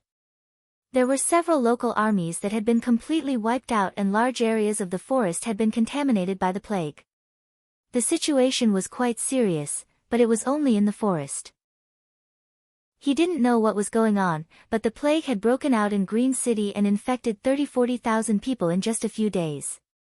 The situation could be said to be very dangerous. This really was seeing a living ghost. Chu Tian had used the tax exemption policy to keep the merchants, but now he had to run away on a large scale. Dolores said, "Sir Clark suspects it was done by the undead religion, so I think he has already brought people to the undead religion to demand an explanation. However, Clark does not have any evidence, and even if he did, he would not be able to do anything to these necromancers." Chapter 424. The undead religion believed in the death god and the nether god. This was a very mysterious religious sect. The ancient sects of the 10,000 corpse ancient ruins were similar to the undead religion, the only difference was whether they had faith or not. No matter what, cultivators that dealt with ghosts and corpses were kept at a respectful distance by most people. When Green City was still flourishing in the past, the Lich had brought a large group of necromancers to Green City. They controlled tens of thousands of corpses, simply never getting tired of doing hard labor. They had contributed greatly to the gnomes building a city in the mountain range. It was because of this that the gnomes allowed the undead religion to build a temple to increase their followers. Who would have thought that after these years, the undead religion would become stronger and stronger, even faintly threatening the gnomes? Especially this plague outbreak, this was clearly the work of the undead religion. Clark led the gnomes to surround the undead religion temple. The necropolis was a grey castle with a pointed arch. Many gargoyles were squatting around the castle like statues. They looked like decorations, but in fact, they were dangerous monsters of death. There were several circles of green protectors surrounding the castle at this time. Several thousand gnome elites were surrounding the entrance of the undead religion temple, currently confronting the necromancers. Both sides were ready to fight at any moment. Clark's face was filled with anger. "Samuel, do you really have to be enemies with Green City?" Hey. The leader of the necromancers gave a cold laugh. "Clark, Green City is no longer the gnomes, you should be very clear on this point. Even if we are enemies with Green City, what does it have to do with you? Have that turtle-like city lord come out. I really want to see what kind of person he is, actually making you gnomes shamelessly send a city to bow down to him." This person's words were very harsh. Chu Tian's brows jumped up as he revealed a look of dissatisfaction. Dolores whispered in his ear in a serious voice, "Samuel, an important priest of the undead religion temple. His strength isn't bad, around the third true spirit layer. He should be in the top 5 of the necromancers here. Then why isn't he a lich?" Samuel was not a lich. He was a living person, but he was covered in bandages and wore a huge cloak. It was impossible to see his appearance, so it was impossible to distinguish his race. "Do you think every necromancer is a lich?" Dolores rolled her eyes in annoyance. "The lich transformation is one of the top ceremonies of the undead religion, only the most outstanding and powerful people have the qualifications to do it. However, even if they have the qualifications, their physiques might not be suitable for turning into a lich. In the entire Green Country undead religion, there is only the founder lich, and it's said that he is an old monster that has lived for over 2,000 years, even older than the old elves in the eternal forest. Is a lowly existence like the lich worthy of such reverence? Chu Tian curled his lips in disdain. Your way of thinking is hard to understand. Hey, what are you talking about? Who doesn't envy the liches? Dolores retorted, a lich is immortal. Immortality is something that many people yearn for even in their dreams. How many monarchs and emperors of the continent wish to become an immortal lich? I don't believe that you won't pursue immortality. The lich in people's hearts was a very mysterious existence. This kind of undead monster was transformed from a living being through a ceremony, so the lich in theory should exist forever. Your way of thinking is completely wrong. Chu Tian softly said, don't think that the lich is that good. They don't breathe, they don't have a heartbeat, they don't have senses, they don't need to eat, and they don't need to reproduce. They are deprived of all the pleasures of life in exchange for an immortal body, so what meaning is there in that?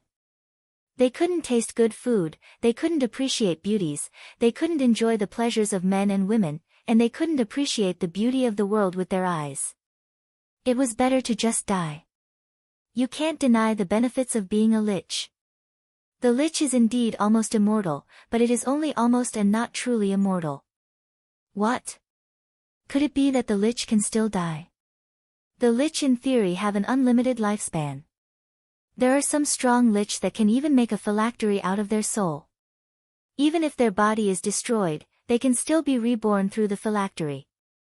However, the existence of the lich is not eternal. The lich can escape the aging and destruction of their bodies, but they cannot escape the aging of their souls. There were many living beings and non-living beings in this world that were said to be immortal, like the flower fairies that Chu Tian met. These beings did not have an upper limit in theory, but the flower fairies were more fragile than most beings. They were very dependent on their environment, and if their environment was destroyed, it was hard for the flower fairies to survive. A living being's body, spirit, and soul were all interdependent. Matter determined will and will determined soul. Without matter, the will would gradually become dull and finally lose its humanity, even losing its sense of self. The soul would also wither away in this process. Once a living being became a lich, they had to use a secret technique to maintain their emotions, but this method could not be maintained forever. Most liches would become numb to their emotions after living for 1,000 years. Their will would become colder and colder, finally losing their humanity and self. Their instincts as a living being would weaken and they would finally become undead. Chu Tian knew how to transform a lich, but he had no interest in this kind of monster at all. These words attracted the attention of the surrounding people, and even the people from the Necromancer Temple looked over. Acting City Lord. The Acting City Lord is here. The gnomes discussed among themselves as they looked at the young human with strange gazes. Most of them were filled with doubt and distrust. Letting a human become the city lord here was a hard thing for the gnomes to accept. The plague in Green City had been very serious recently, and this so-called acting city lord had only appeared now. This was a bit unreasonable. I was wondering who it was that dared to talk about the great Lord Lich. Samuel looked over Chu Tian with eyes filled with ridicule and anger. Are the gnomes in a desperate situation? This kind of useless human can also become the city lord. It wouldn't be strange for this city to be destroyed. Dolores immediately asked, this also means that you admit that everything was caused by the necromancers? You still don't understand. This is not important and not the main point. Samuel's eyes were filled with ridicule. Those tens of thousands of gnomes infected with the plague, they won't live past 2 days. This is the main point. You're going too far. The gnomes were enraged. This matter was 100% the work of the necromancers. Samuel definitely had a reason for being this arrogant. That damn lich had not appeared yet, so what use was there in killing these necromancer priests in front of them? The gnomes still could not solve the situation in front of them, not to mention that tens of thousands of their clansmen were infected. This was equal to tens of thousands of hostages in their hands. The gnomes could not ignore their clansmen, so they were bound to be threatened by these despicable necromancers. No matter what, they had to save their clansmen first. Clark couldn't help loudly asking, "What conditions do you have? Speak." If the gnomes want their clansmen to live, it's very simple. Give up the city lord position and let the Great Lich rule Green City, otherwise this small plague will just be the beginning. In your dreams. Is the Lich worthy of Green City? A waste human can be your city lord, but the noble and knowledgeable Sir Lich can't. Clark, please understand this, I'm not joking with you. Think about the tens of thousands of clansmen struggling in pain. I swear that other than us necromancers, no one has a way. Samuel pointed at Chu Tian. Of course, you have another choice. That is to kill this human and send his head to the eternal forest. Then you can rely on the Dragon's Ridge and be loyal to the Dragon's Ridge. Like this, you gnomes will still be the masters of this city. Not only will the undead religion not be enemies with your green religion, they will also become your strong allies. It was impossible for the Lich to sit on the city lord's throne. It wasn't like the necromancer priests didn't know this. Samuel purposely made this request to pave the way for his second request. Kill Chu Tian.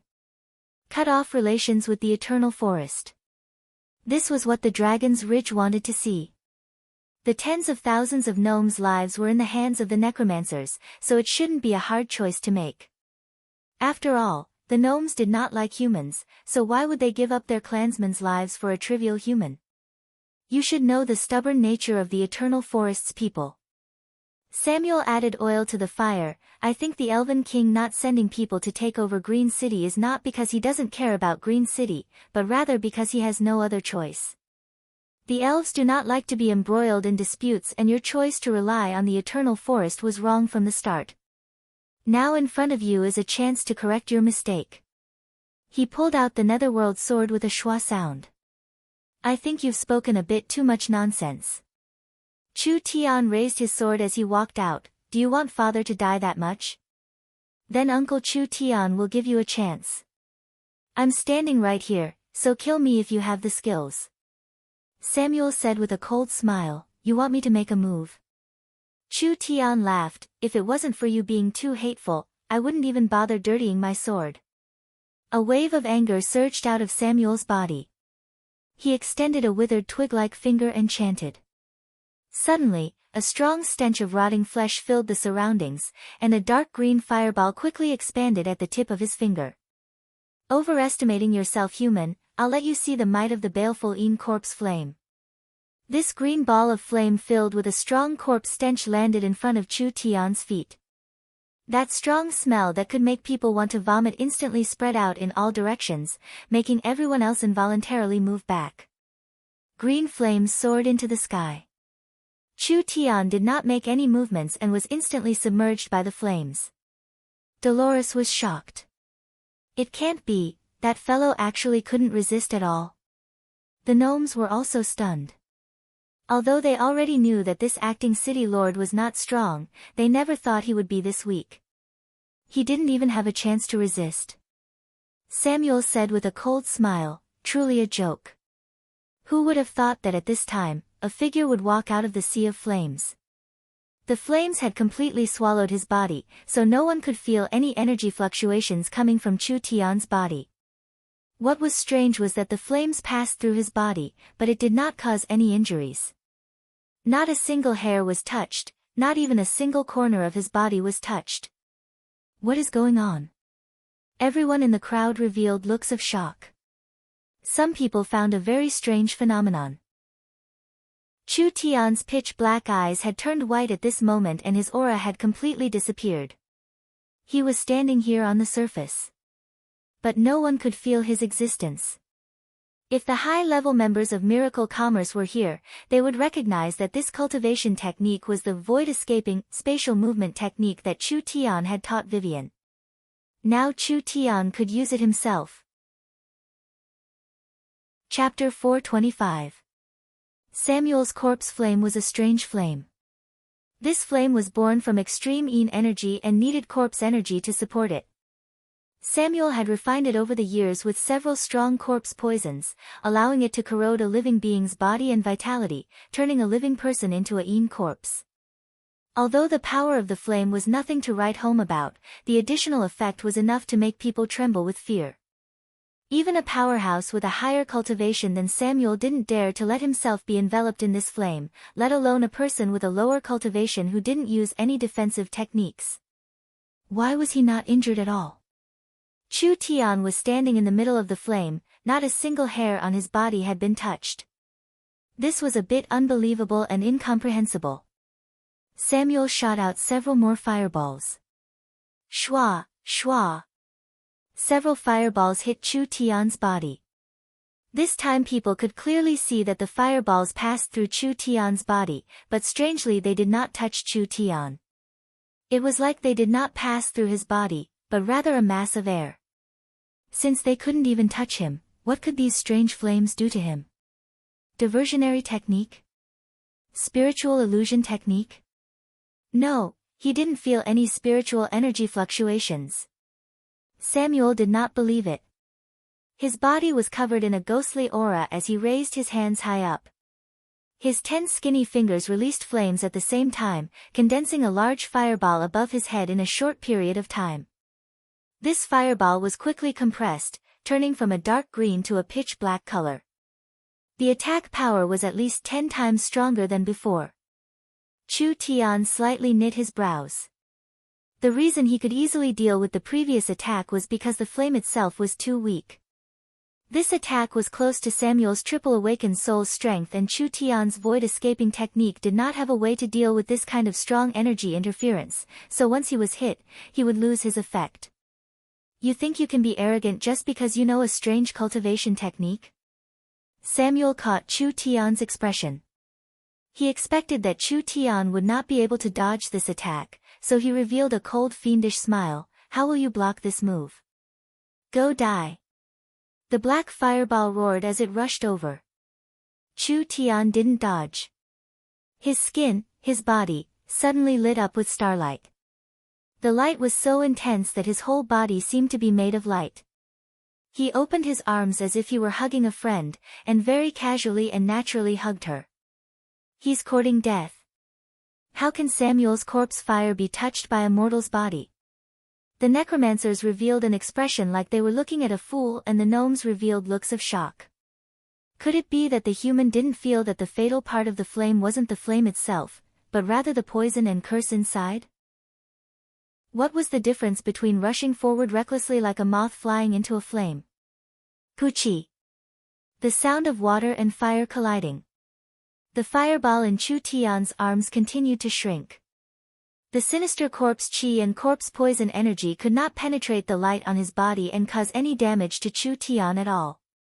Instead, it was completely blocked out, and in the end, it was completely annihilated by the power of the holy light. Everyone was shocked once again. He was still unscathed. How did this human do it? There weren't many people in Green City that could calmly block Samuel's attack. Actually, this was one of the effects of the sacred light body. Not only did the sacred light body have a strong defense, it also had a strong resistance to this kind of dark death energy. It could even be said that it completely countered it. Samuel finally understood. The people sent by the Eternal Forest were not ordinary people. This kind of defensive ability could make him an outstanding talent in Green City. If he wasn't careful in dealing with this kind of opponent, perhaps there would be endless troubles. Chu Tian raised his sword and turned into a burning sword chi that swept out. Samuel's cloak released a large amount of dark energy that was like several hundred wandering spirits surrounding him, immediately forming a layer of defense. Chu Tian's sword chi hit it, but it couldn't harm Samuel at all. You're only SSO. When Samuel's voice was halfway through, Chu Tian suddenly turned into an afterimage and disappeared. This speed was so fast that even Samuel, who was in the rank 3 true spirit, could not react to it. In an instant, more than 10 extremely fast sword lights passed through Samuel's body like threads. One after another beautiful sword lights shot out. The Een souls that were protecting his body were instantly scattered, and a large portion of them were evaporated by the netherworld flame's power. Samuel was completely enraged. "Great underworld god, please open the gates of hell and release the power of the dead into the world." A large amount of ink like black fog appeared around the necromancer priest. This spirit energy condensed into a fierce skeleton image. This was the necromancer's source spirit. When the incomparably strong death aura spread out, it was like a drop of ink on a piece of paper. Wherever it spread, it would be coated in a layer of black. The surrounding green grass became like obsidian, and then like fragile glass, it shattered inch by inch. Chu Tian hurriedly dodged this kind of attack, even he did not dare to take it head-on. The spirit energy aura released by his source spirit. There was no sign of life within 15 meters of Samuel. Countless strands of energy floated in the air, and with Samuel chanting an incantation, they all condensed back into a solid form. 10,000 ghosts seeking life. Samuel's spirit energy turned into thousands of skulls. There were strange cries coming from all directions, and there was a spiritual attack contained within. It made the gnomes' expressions change, and they all moved back to dodge. These skulls had fierce expressions and their hair was disheveled. Once they were summoned, they immediately locked onto Chu Tian. They were like sharks smelling blood as they all charged forward to suck his flesh dry. They were not illusions. Each skull was a weapon refined by the necromancer's vengeful spirits. They were monsters with form but no substance, so even if they were broken by normal methods, there would be no effect at all. They would reform in a few seconds, so it would be a waste of energy. Once the skull landed on a person, the consequences would be unimaginable. These vengeful spirits would enter the target's body and use the curse and death energy to corrode the body. Then it would corrode the mind and soul, finally draining the flesh and soul. This was a very high-level move of the necromancers. This move was not over yet. The second move was released. Samuel controlled the thick ghosts and black fog around him and quickly condensed them on the surface of his body, finally forming a set of sturdy and ferocious armor. Samuel's original appearance could no longer be seen. He had almost turned into a skeleton general with a height of nearly 3 meters and 2 black bone spears in his hands. His body was covered in runes. The 2 black bone spears were filled with a strong death aura. Every movement he made stirred up a storm of ghosts. That bone-chilling current that could freeze a person's soul was enough to make it hard for people to breathe, not to mention moving or resisting. "I want to see what you will use to fight me." Samuel's voice became wild and terrifying. It was like several hundred hoarse voices overlapping together, making people feel a chill down their spines. "Then come." The black demon god soared into the sky. Chu Tian did not hide his strength anymore. He released his source spirit and a wild destructive energy filled the surroundings, instantly shattering all the skulls around him. This was not just shattering them, it was also a destructive attack from the root, making it impossible for them to regenerate. No matter how many skulls slammed into it, they were shattered by the demon god's sword 3 feet away. Chu Tian's figure paused, and the raging flames on the blade spread to his body. In an instant, they covered Chu Tian's entire body, making him look like a flaming demon. A skeleton general. A flame demon. Both sides charged at each other at the same time. Everyone could clearly feel that Chu Tian had fused with the weapon's spirit and fused with the weapon, instantly increasing his strength by several times, completely overshadowing Samuel. A sword glow soared into the sky. Pa! The 2 spears of death were cleanly cut into pieces. The sword beam still maintained its power and bombarded Samuel's body. The skeleton armor formed by ghosts and death energy completely exploded, and Samuel's body was thrown high into the air. One attack. Chu Tian only used one attack. Clean and direct, without any fancy moves, he used a single attack to crush Samuel. Chu Tian's figure flickered and his flame body split into 8, shooting out like meteors, evenly distributed in 8 directions around Samuel. The sword glows in each figure's hands became incomparably dazzling, condensing a terrifying strength. "No, you can't kill me." Samuel struggled as he angrily roared, "Otherwise tens of thousands of people will be buried with you." Clark's expression also changed.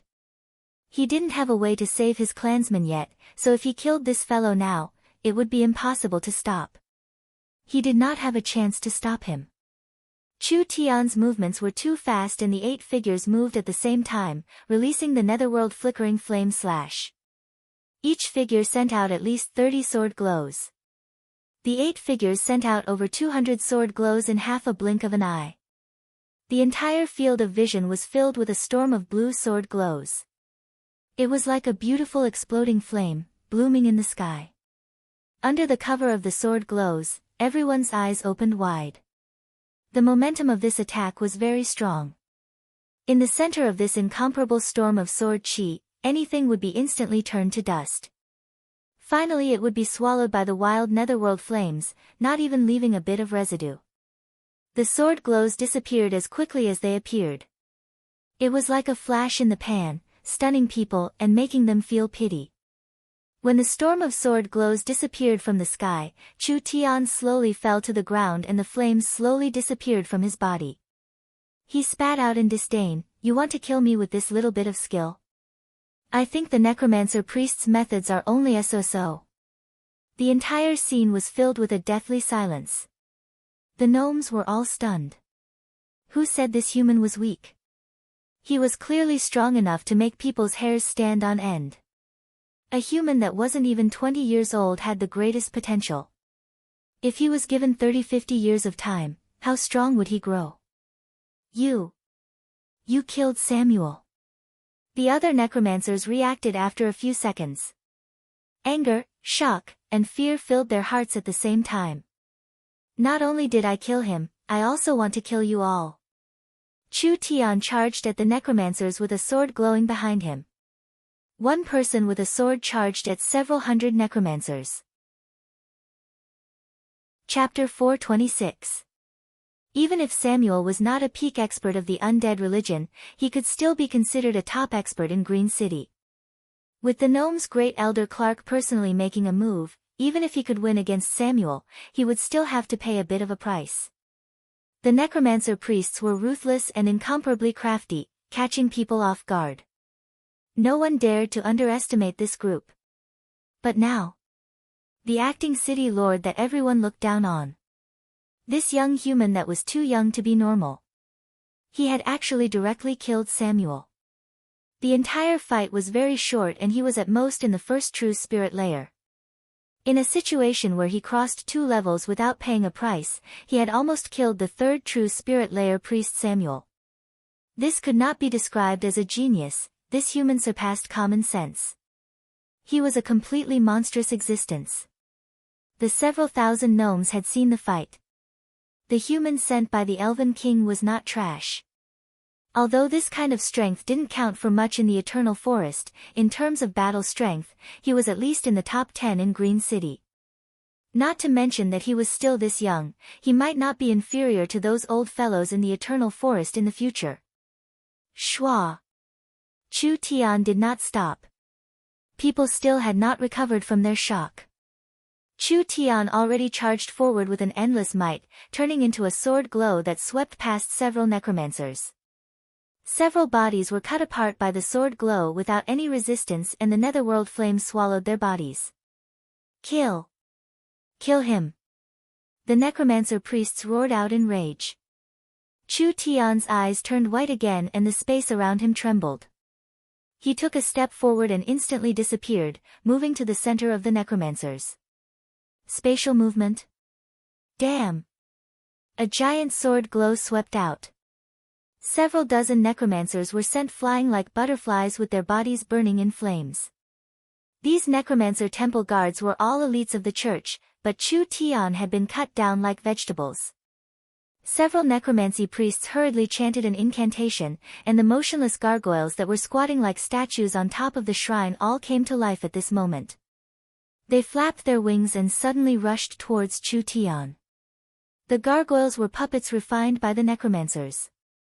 They were similar to the shaman's voodoo puppets and the Green Country's protectors. Each gargoyle was not inferior to a 9th awakened soul layer demon beast and they were covered in death arrays and curses. Even if they fought with opponents of the same level, they would still be at a disadvantage. 300 gargoyles were awakened, instantly forming a terrifying force. The 300 gargoyles spread their wings and a gray wave of light blasted out, covering a large area. Everything within the light was corroded by the powerful curse power and turned into gray stones. Petrification curse. This was a kind of curse power that could directly turn living beings into stone. Chu Tian was not affected at all as he quickly passed through the light wave. He swung his sword and cut down several necromancers. The other necromancers had already been pushed back and they quickly made their move to resist. The graveyard around the shrine was dug open and zombies covered in stitches were awakened.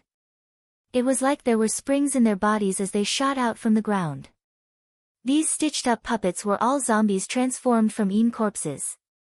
Although their bodies were stiff and slow, they were filled with various poisons and curses. Each one had a shocking close-range attack power. Although they were not as agile and fierce as the gargoyles, there were over 1,000 of them. Chu Tian completely ignored the dense undead zombies in front of him. He raised his sword and cut a necromancer in half. These were cultivators that controlled death energy. These frightening undead monsters. He treated them like grass. There were several hundred necromancers and over 1,000 undead monsters, but they couldn't stop Chu Tian at all. Kill him. Quickly kill him. The gargoyles released a dark purple energy and 2 bolts of lightning shot out from both sides, roaring as they slammed into Chu Tian's body. In the end, the gargoyles did not hit Chu Tian, rather they passed through Chu Tian's body and hit each other. Pang! The 2 gargoyles exploded like cotton. The undead zombies spat out fireballs, wind blades, icicles, poison arrows, and poison darts. Chu Tian kept dodging, escaping from the concentrated attacks. The other attacks all passed through his body like they were hitting air, unable to cause any damage to Chu Tian. Chu Tian was using the void escaping technique while his body was covered in light. Even if the necromancers occasionally broke through the void escaping technique, with the sacred light body's defense, these curses, weakening, and corrosion attacks could not affect Chu Tian's body. The various energy attacks could not cause any damage to Chu Tian at all. Kill, advance, kill again, advance again. Chu Tian relied on a single sword to forcefully cut a path through, and then went back and forth to cut his way through. That aura was like a hot knife through butter. Several necromancers that were not weak were cut down by the sword, including 2 necromancer priests. The gargoyles destroyed several dozen zombies and cut down close to 100 zombies, but Chu Tian was not injured at all from start to finish.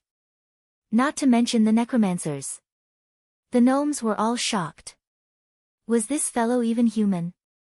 They had never seen a person that could easily pass through the concentrated attacks, not even a single hair was injured. Instead, the other side was completely defeated, unable to resist at all. A gnome hesitantly asked, "Great Elder, the necromancers have all been killed, perhaps our clansmen." "There is no way to change the situation now, we can only think of another way to solve it." Clark helplessly gave the order, "Make a move first and overturn the undead temple." Although he was not injured, he had consumed a lot of spirit energy. Chu Tian's attacks gradually weakened and the gnomes finally joined the battle at this time. A single Chu Tian had sent the necromancers into chaos, and now with the elves involved, they did not even have a chance to escape. They killed their way from the outside of the temple to the inside. Less than 40 of the several hundred necromancers were killed. They could only helplessly retreat into the temple and open a purple barrier, easing the situation a bit. "Didn't you mobs want me dead?" Chu Tian was a bit tired, but his eyes were still incomparably terrifying, making the necromancers tremble in fear. "Now you want to kill me, why are you hiding like a turtle?" The temple's barrier was very strong. Perhaps it could not be opened in a short amount of time. But it didn't matter now, it was impossible for these necromancers to escape. "Listen to me, I'll give you one last chance to live." Clark said in a deep voice, "Immediately tell us the method to save our clansmen, otherwise you will be turned to ashes along with the temple." "Ha, ha, ha." A necromancer priest broke out in laughter. Do you really think we'll tell you?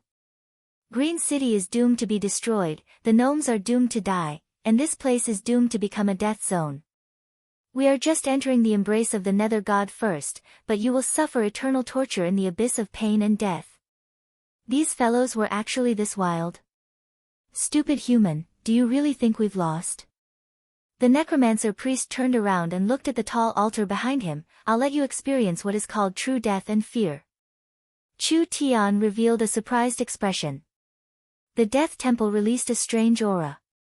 A few altars and statues shattered at the same time, and a large amount of death aura sealed in them gushed out, forming a powerful death storm inside the temple. In the process of the energy storm, cracks appeared all over the shrine and it shook as if it would explode at any time. Clark's expression changed. Such a strong death energy, do they want to explode? Quickly retreat. No, we can't retreat, this is some kind of ceremony. Chu Tian shouted at Clark and the others, stop them. Too late. This ceremony was faster than Chu Tian imagined. The bodies of the dozens of surviving necromancers were shredded by the storm, and the scattered limbs of the zombies were also swept into the storm. Countless flesh fragments were brought to the center by the high-speed rotating storm, and finally pieced together like a jigsaw puzzle, unexpectedly forming an 8-meter-tall behemoth. What is this thing? The gnomes were stunned. This 8-meter-tall behemoth was formed by the compression of hundreds of corpses. Its huge head was formed by 8 or 9 heads squeezed together. Its shoulders, chest, and abdomen were all hideous and terrifying human faces. Its limbs and torso were all pieced together from minced meat. This was a monster formed from the resentment, hatred, and strength of several dozen necromancers, as well as the bodies of over 100 soldiers. It was like a giant mountain of flesh, standing in the darkness and releasing a terrifying aura. Abomination? Chu Tian's expression changed. The abomination was a very high-level undead monster. Resentment, hatred, slaughter, death, and all kinds of darkness gathered into one, this was the so-called abomination. This was a kind of undead monster that was not naturally formed. Because of the special nature of undead, when large amounts of undead monsters were gathered together, the energy in their bodies would naturally circulate and there would not be any signs of rejection. Therefore, for cultivators that used death energy, the abomination was a very good puppet. The abomination's strength was not certain, it mainly depended on the materials it was made from. Several normaline corpses could make an abomination, but the abomination created like this was not that strong. Now there were several dozen necromancers and over 100 zombies that were not weak, forming an abomination. This was simply a disaster for Green City. This abomination not only gathered the power of these materials, it also knew how to use the magic of these people. It was not something easy to deal with. Clark. The abomination opened its mouth to speak. The several dozen mouths on its body opened their mouths at the same time. You have made a stupid choice. For this choice, you and your city will be buried in death. This voice was very heavy and it made people's hearts tremble when they heard it. What Clark was truly afraid of was not the abomination itself, but rather the person making this sound. That's right, this was not the abomination's will because the abomination did not have a will. Someone had used a long-distance method to control the abomination's body and the abomination's body was being controlled by that fellow. There was no need to guess. He was 100% the Lich. The Lich was not in Green City, but he was relying on the abomination's body to communicate with these people.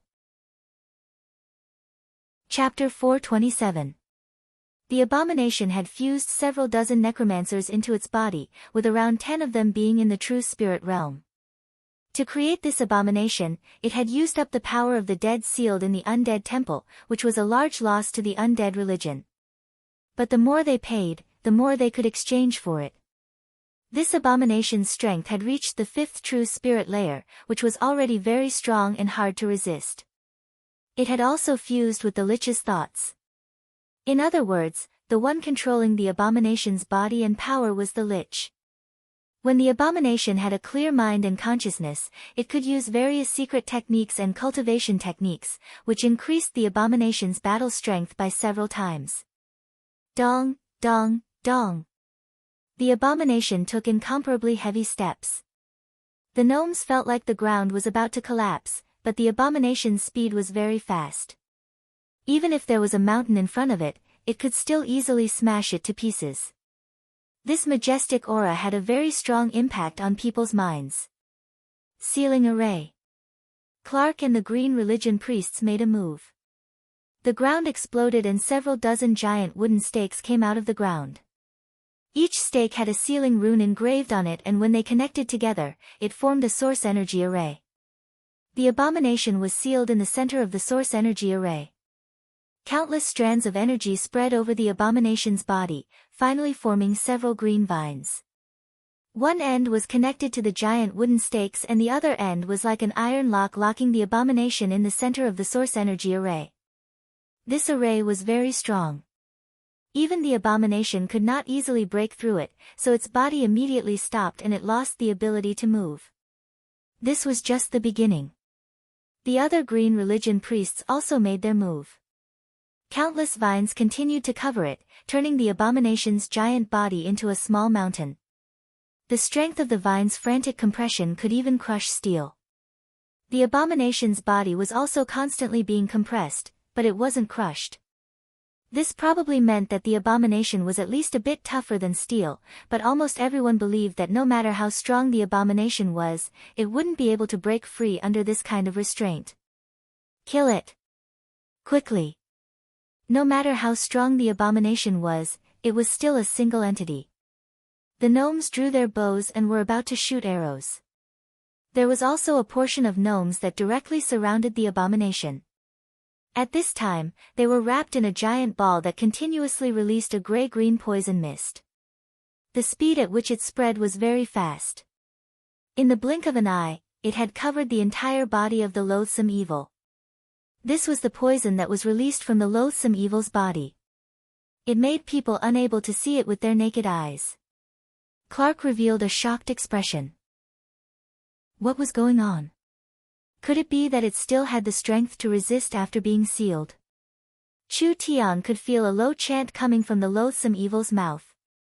It was the sound of chanting a strange incantation, and there was an extremely powerful death energy brewing. It was too early. Don't go over.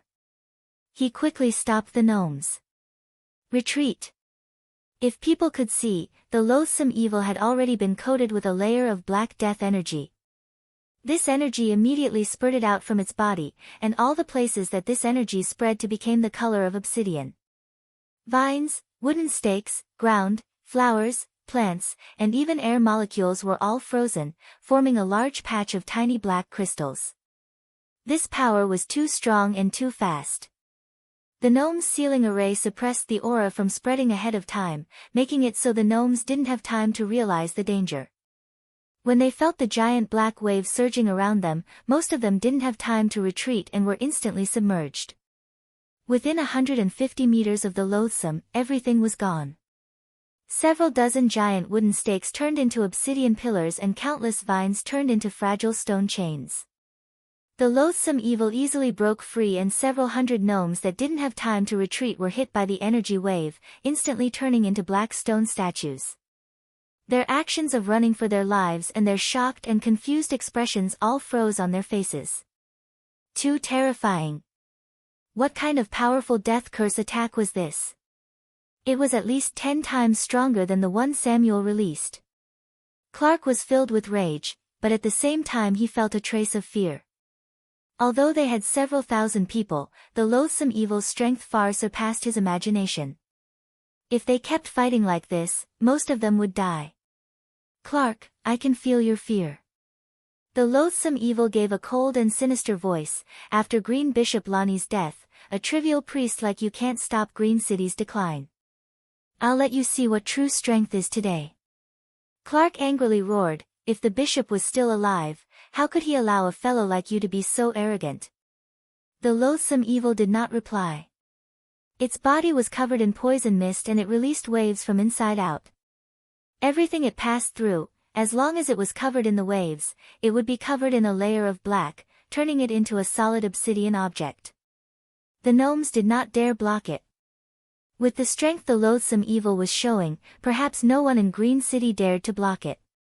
Then, I'll send you to see your beloved bishop. The loathsome evil charged at Clark. Facing this wild energy, Clark's forehead was covered in cold sweat. He could already smell the strong aura of death. This is bad. He could not block this attack. Clark was clear that the Lich's strength was much stronger than the shaman high priest Mars. There were only 2 people in Green City that could deal with him in the past 100 years. One was the dying Bishop Lonnie and the other was the druid prophet Yoda. The bishop was already dead. Yoda was not willing to make a move. The loathsome evil charged at him with killing intent and no one could stop it. At this critical moment, Chu Tian pulled out his sword. His target was not the loathsome evil, but rather an altar in the undead temple. The loathsome evil felt Chu Tian's movement and its killing intent increased by several times. With an angry roar, it let go of Clark and charged at Chu Tian. Too late. Chu Tian's sword shattered the altar. The loathsome evil's body that was charging forward began to tremble like it was convulsing. A low and calm voice came from its body, "You can see through the source of my power. No matter how strong your divine sense or technique is, it is impossible to control a puppet from this far away. As long as the connection is cut off, how will you be able to cause trouble? Human, I have indeed underestimated you." The loathsome evil's large body suddenly inflated, but it's not over yet. The gnomes shouted in fear, "This is bad, it wants to explode." When the Lich's control over the loathsome evil's body was forcefully stripped away, he actually activated the loathsome evil's self-destruction ability. The loathsome evil's energy was too strong and if it exploded, the consequences would be unimaginable. "You're not just looking down on me." Chu Tian's eyes released a green glow and his hands condensed a power. This was a life energy that was even purer than the green religion's energy. Finally it turned into a simple seal that slammed into the loathsome evil's body. Life and death. The 2 powers fiercely confronted each other. The wildly expanding death energy in the loathsome evil's body quickly slowed down. Chu Tian turned around and shouted, "Take advantage of this moment and leave this place." These gnomes were all experts of their race and they instantly shot out like a rain of arrows.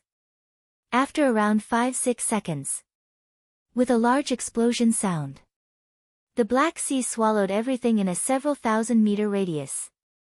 The ground and the air were all covered in a layer of obsidian-like matter. When Chu Tian took care of the loathsome evil, what he needed to do next was to solve the plague problem. The plague in Green City broke out without any warning and around 40-50,000 people were affected. Most of them were gnomes and most of them were young children or adults with low cultivations. They were a relatively weak group. These infected people all had blue and black bodies, their limbs were weak and most of them were unconscious. This was clearly not a normal disease. Most of the gnomes' cultivations weren't bad, so it was hard for a normal disease to have this kind of effect in a short period of time. Chu Tian had not just saved Clark's life. He had also saved the lives of several thousand gnome elites. No matter how much prejudice Clark had against Chu Tian before, he was now completely convinced by Chu Tian. This human's ability and talent far surpassed his imagination, he indeed had the qualifications to become Green City's city lord. Perhaps he had the ability to solve the plague problem. What is going on with the plague? For so many people to be infected at the same time, there must be a source of infection. Clark had not completely recovered from the feeling of escaping death, but he was not a normal person, so he had already calmed down. "We've checked the food and drinking water, but we haven't found any signs of infection. There is no direct evidence that it is contagious, but the number of people infected is still increasing. We haven't found the cause even now." Chu Tian did not say a word. He began to examine the patient. It was a little girl who looked less than a meter tall. At this moment, she was in a trance and had fallen into a coma. Her teeth were constantly grinding, making cracking sounds. Under her originally white and tender skin, the blue and black blood vessels could already be seen. Her body temperature was very high. Her heart was beating very fast. Chu Tian placed his hand on his forehead and carefully sensed the situation in his body. Chu Tian's initial thoughts were not wrong. This was not an infection caused by microorganisms, rather it was a kind of dark energy. After the dark energy seeped into the body of a living being, it would gradually affect and transform the living being. This was the so-called demonization reaction, but it was not completely demonization. Instead, it was following a set pattern, like a curse, changing the biological form bit by bit. Chu Tian took out a talisman paper, quickly drew a talisman array, and lightly stuck it on the little girl's head. A grayish-black aura immediately spread out from her body. Clark saw this and hurriedly asked, "Can you find out what it is?" "This is the aura of a ghoul." Chu Tian made a judgment. "I estimate that in about 2 days, if the ability to purify the contaminated body cannot be purified, most of these infected people will turn into ghouls. This should be a long-planned conspiracy." Clark was shocked. What? Turn into ghouls? Ghouls were half-undead monsters, directly transformed from living beings. They had low intelligence, were easy to control, had great strength, and had a fierce temperament. Necromancers or cultivators with special cultivation techniques liked to make these things in large quantities. They were stronger than skeleton soldiers and normal zombies, suitable for hard labor and also suitable as cannon fodder. Clark thought of the several tens of thousands of clansmen turning into ghouls and immediately felt an uncontrollable rage. These damn necromancers! Is there a way to cure her? "Sir Acting City Lord, you have to save my daughter." "Sir Acting City Lord, please save my big brother." "Sir Acting City Lord." The surrounding gnomes surrounded Chu Tian. Although the gnomes always looked down on humans, even Great Elder Clark couldn't find anything. In the end, it was easily found out by this human, which meant that this human had a bit of skill. "Everyone listen to me." The gnomes all calmed down. Chu Tian explained to everyone, "Contaminating so many people at once, the source of the contamination is not food or water. I suspect that the necromancers are arranging a large-scale array, wanting to pour a large amount of death energy into Green City. These weak people being infected early is just a sign. If my guesses aren't wrong, a large amount of energy has already filled the skies of Green City and can explode at any time." "What? Could it be something else is going to happen?"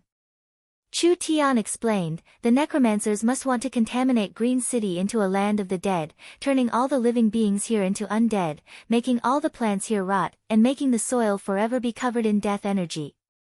Like this, the eternal forest will not accept this land and even the other powers will not accept this land. Green City will collapse on its own. Contaminating an entire forest city. Was this really possible? A forest city could not compare to a human's land.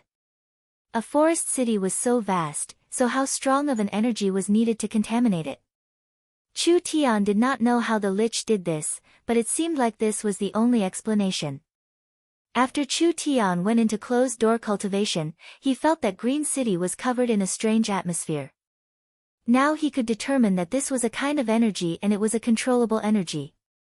There were not many changes to the plants in Green City, which meant that this energy was being controlled by humans, actively contaminating the weaker gnomes.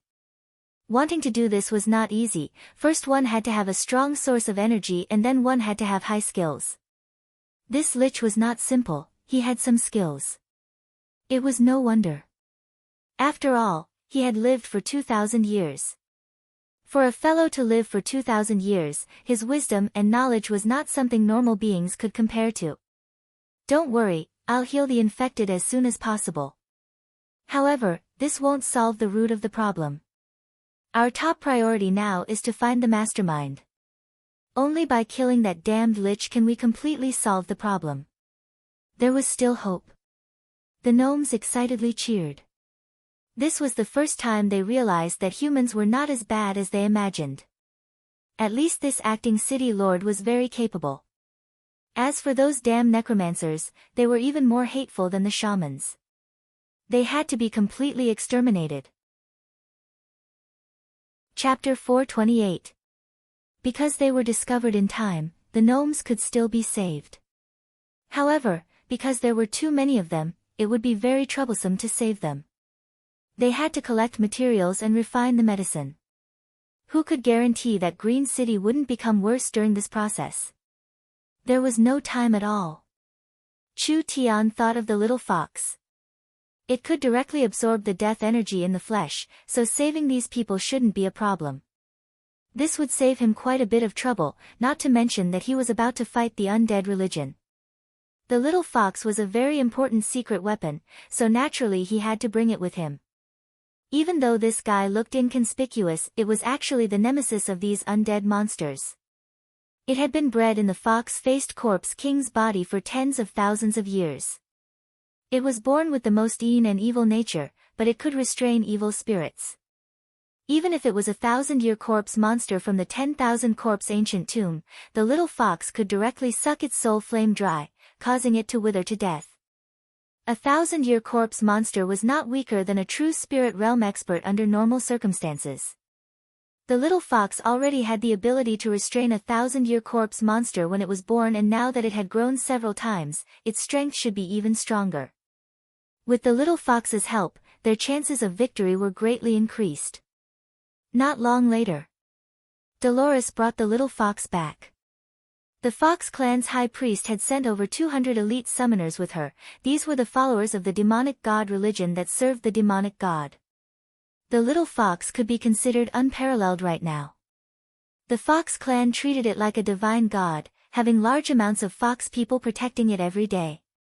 This lineup was even more exaggerated than Chu Tian's. "We respectfully greet your majesty the demonic god." Several hundred Fox clan members were kneeling on the ground. Dolores was holding the little fox, like a saint is holding a holy object. She passed through the countless devout believers, and there were several Fox clan beauties that were also 1 in 100 following her. Clark and the other green religion priests all stared at each other. This little fox is the so-called demonic god? According to what Chu Tian said to them, this fox is just a pet he raised. Although the demonic god religion were locals, their strength wasn't bad. Now they were raising Chu Tian as a pet to worship as a divine god. This was a bit unbelievable. "Great Elder, does this little fox really have this kind of ability?" "Yeah, we didn't sense any energy fluctuations from it." This kind of matter was hard to believe no matter who it was. Chu Tian had already left and they couldn't ask what he did. They saw the demonic god religion's summoners send the little fox over in a very exaggerated manner. The fox girl lifted the little fox high up and the little fox lazily stood up. Like a lion that had just woken up, it opened its paw and shook the snow-white fur on its body as it lazily looked at these people. Finally its eyes fell onto the rows of patients on the stretchers and it suddenly sucked in its stomach as it took in a deep breath. The gnomes were dumbfounded. The little fox's movements caused the energy in the entire valley to change. It was like what was breathing was not a palm-sized fox, but rather an ancient giant whale. The bodies of the thousands of patients twitched slightly. Strands of weak black energy seeped out of their pores and gathered in the air, forming a huge sphere. The sphere looked like a burning black flame, and the black smoke-like energy kept surging up like fuel. The smaller the black sphere, the more vigorous it became. "Great Elder, quickly look." The little fox sucked out the energy from the patients and the unconscious gnomes all regained consciousness. Their faces slowly turned rosy. "It's effective, it's really effective. This fox is too mysterious." Most of these gnomes were children. When the gnomes' families saw this, they were filled with tears of gratitude and almost wanted to kneel down to the little fox. Dolores muttered, "This is the Lord Demonic God's power." The Lord Demonic God is only an infant. The Fox clan members were very excited. This infant demonic god would definitely become an existence not inferior to a demon god in the future. The little fox used more than half an hour to finally extract all the energy from the patient's body. Now the black fireball in the sky was as heavy as a piece of lead. If it fell down, perhaps it would create a large hole in this area and the death energy would be able to kill all living beings within several hundred meters. Under this kind of strong energy pollution, how could a person not be affected? The little fox opened its mouth and turned it into a stream that flowed into the little fox's stomach. It made the little fox's stomach bulge up, but when it gently patted its round stomach, it quickly shriveled up again. The little fox raised a claw and waved it.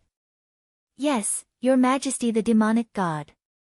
Dolores respectfully cupped her hands and walked to the front to say, "Our Majesty the demonic god has said that these people are fine. Send them down and replace them with the next batch." The valley instantly fell into an uproar. Countless gnomes shed tears of gratitude. The little fox had not only saved these children, it had also saved the entire Green City gnome race.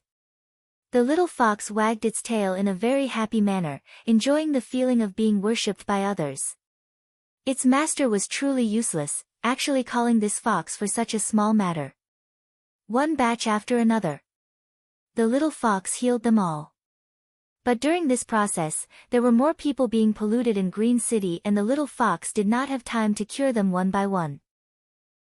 These newly infected people still had about a week of safety. As long as they could eliminate the culprit in time, then everything would fall apart on its own. In the city lord's castle, the little fox was sent to the discussion hall like a moon surrounded by stars. Chu Tian sat in the highest position in the discussion hall, Clark sat on the left, Dolores held the little fox, sitting on the right, and the others were standing in the 2 rows below. The little fox had displayed its might to save tens of thousands of people, so now the Fox clan worshipped it even more. Even the gnomes regarded it as a savior. The little fox had only shown a bit of its skills in Green City, but it was already more worshipped than the acting city lord. "Fox, I haven't seen you in a few days, it seems like you've become a bit fatter." Chu Tian narrowed his eyes as he looked at this fellow. "I think the Fox clan has suffered a lot from being eaten by you."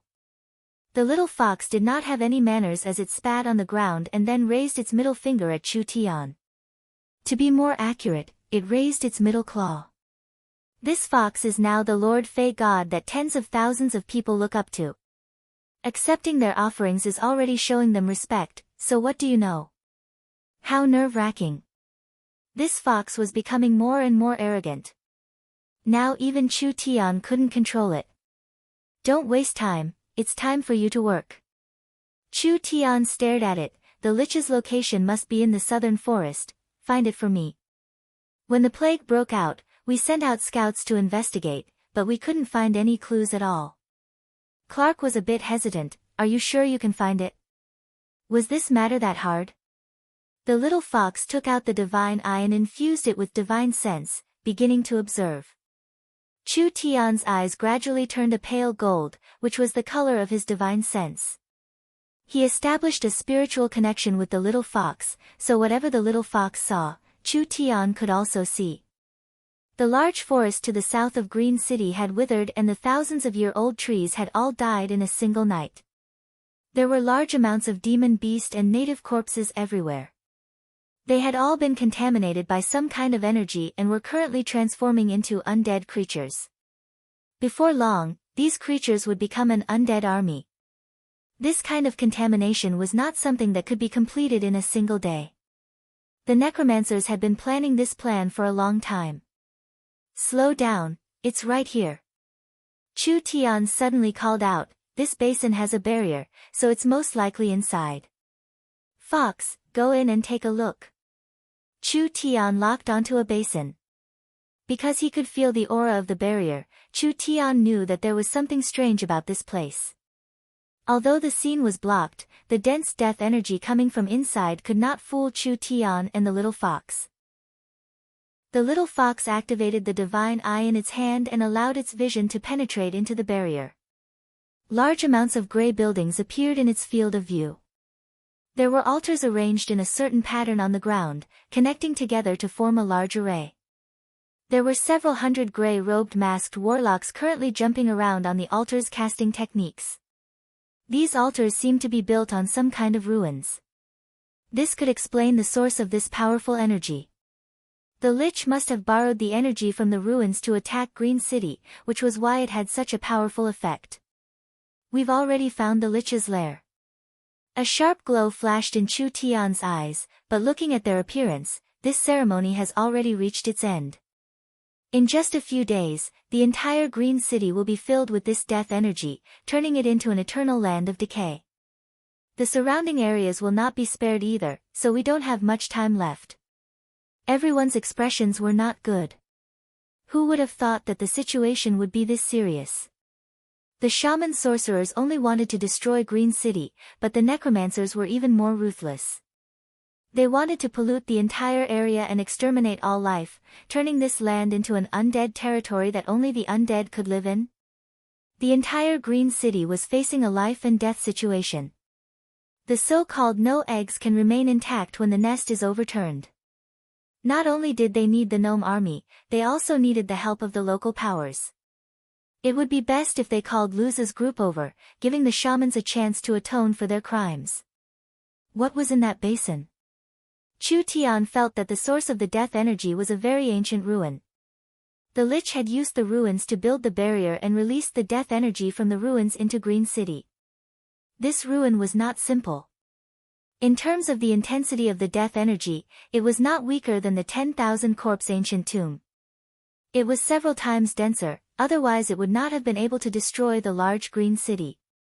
Chu Tian's communication device rang. "Hey, Vivian, why is it you?" He picked it up. "I'm very busy right now, I'll contact you later." "Big brother Chu Tian, wait a minute." Vivian's voice came from the communication device. Elder sister Qingwu said that the Yin corpses in the barrels have been refined. Oldman's small town doesn't need them now and you don't have any helpers in Green City, so we're prepared to send the Yin corpses to you in the space warehouse. You have to remember to receive them. What? Chu Tian was a bit surprised, but he said in a satisfied voice, Good, I'm lacking fighters." Chapter 429. There was a grey tower-like structure with a strange conical altar in the center. It was pointed at the bottom and round at the top, just like a several dozen meter long awl inserted into the ground. It was made of dark crystal and there were countless runes drawn on it. There was a grey-robed necromancer priest sitting on top of the altar with his arms open, silently chanting an incantation. The source energy array on the altar released a dark red glow and a thick energy was being drawn out from the ground like water. It was spread out through the awl-like structure and was finally stored in the Towers of Death. As more and more energy was accumulated in the towers, some of it leaked out and collided with each other, creating black lightning. Several hundred Towers of Death gathered a terrifying amount of energy. The necromancer priest slowly put down his hands. His hands were completely withered like tree branches and the face under the cloak was also a completely withered face. There was only a layer of lifeless dark purple skin sticking to his bones and there were blue-purple undead flames coming from his eyes. Without a doubt.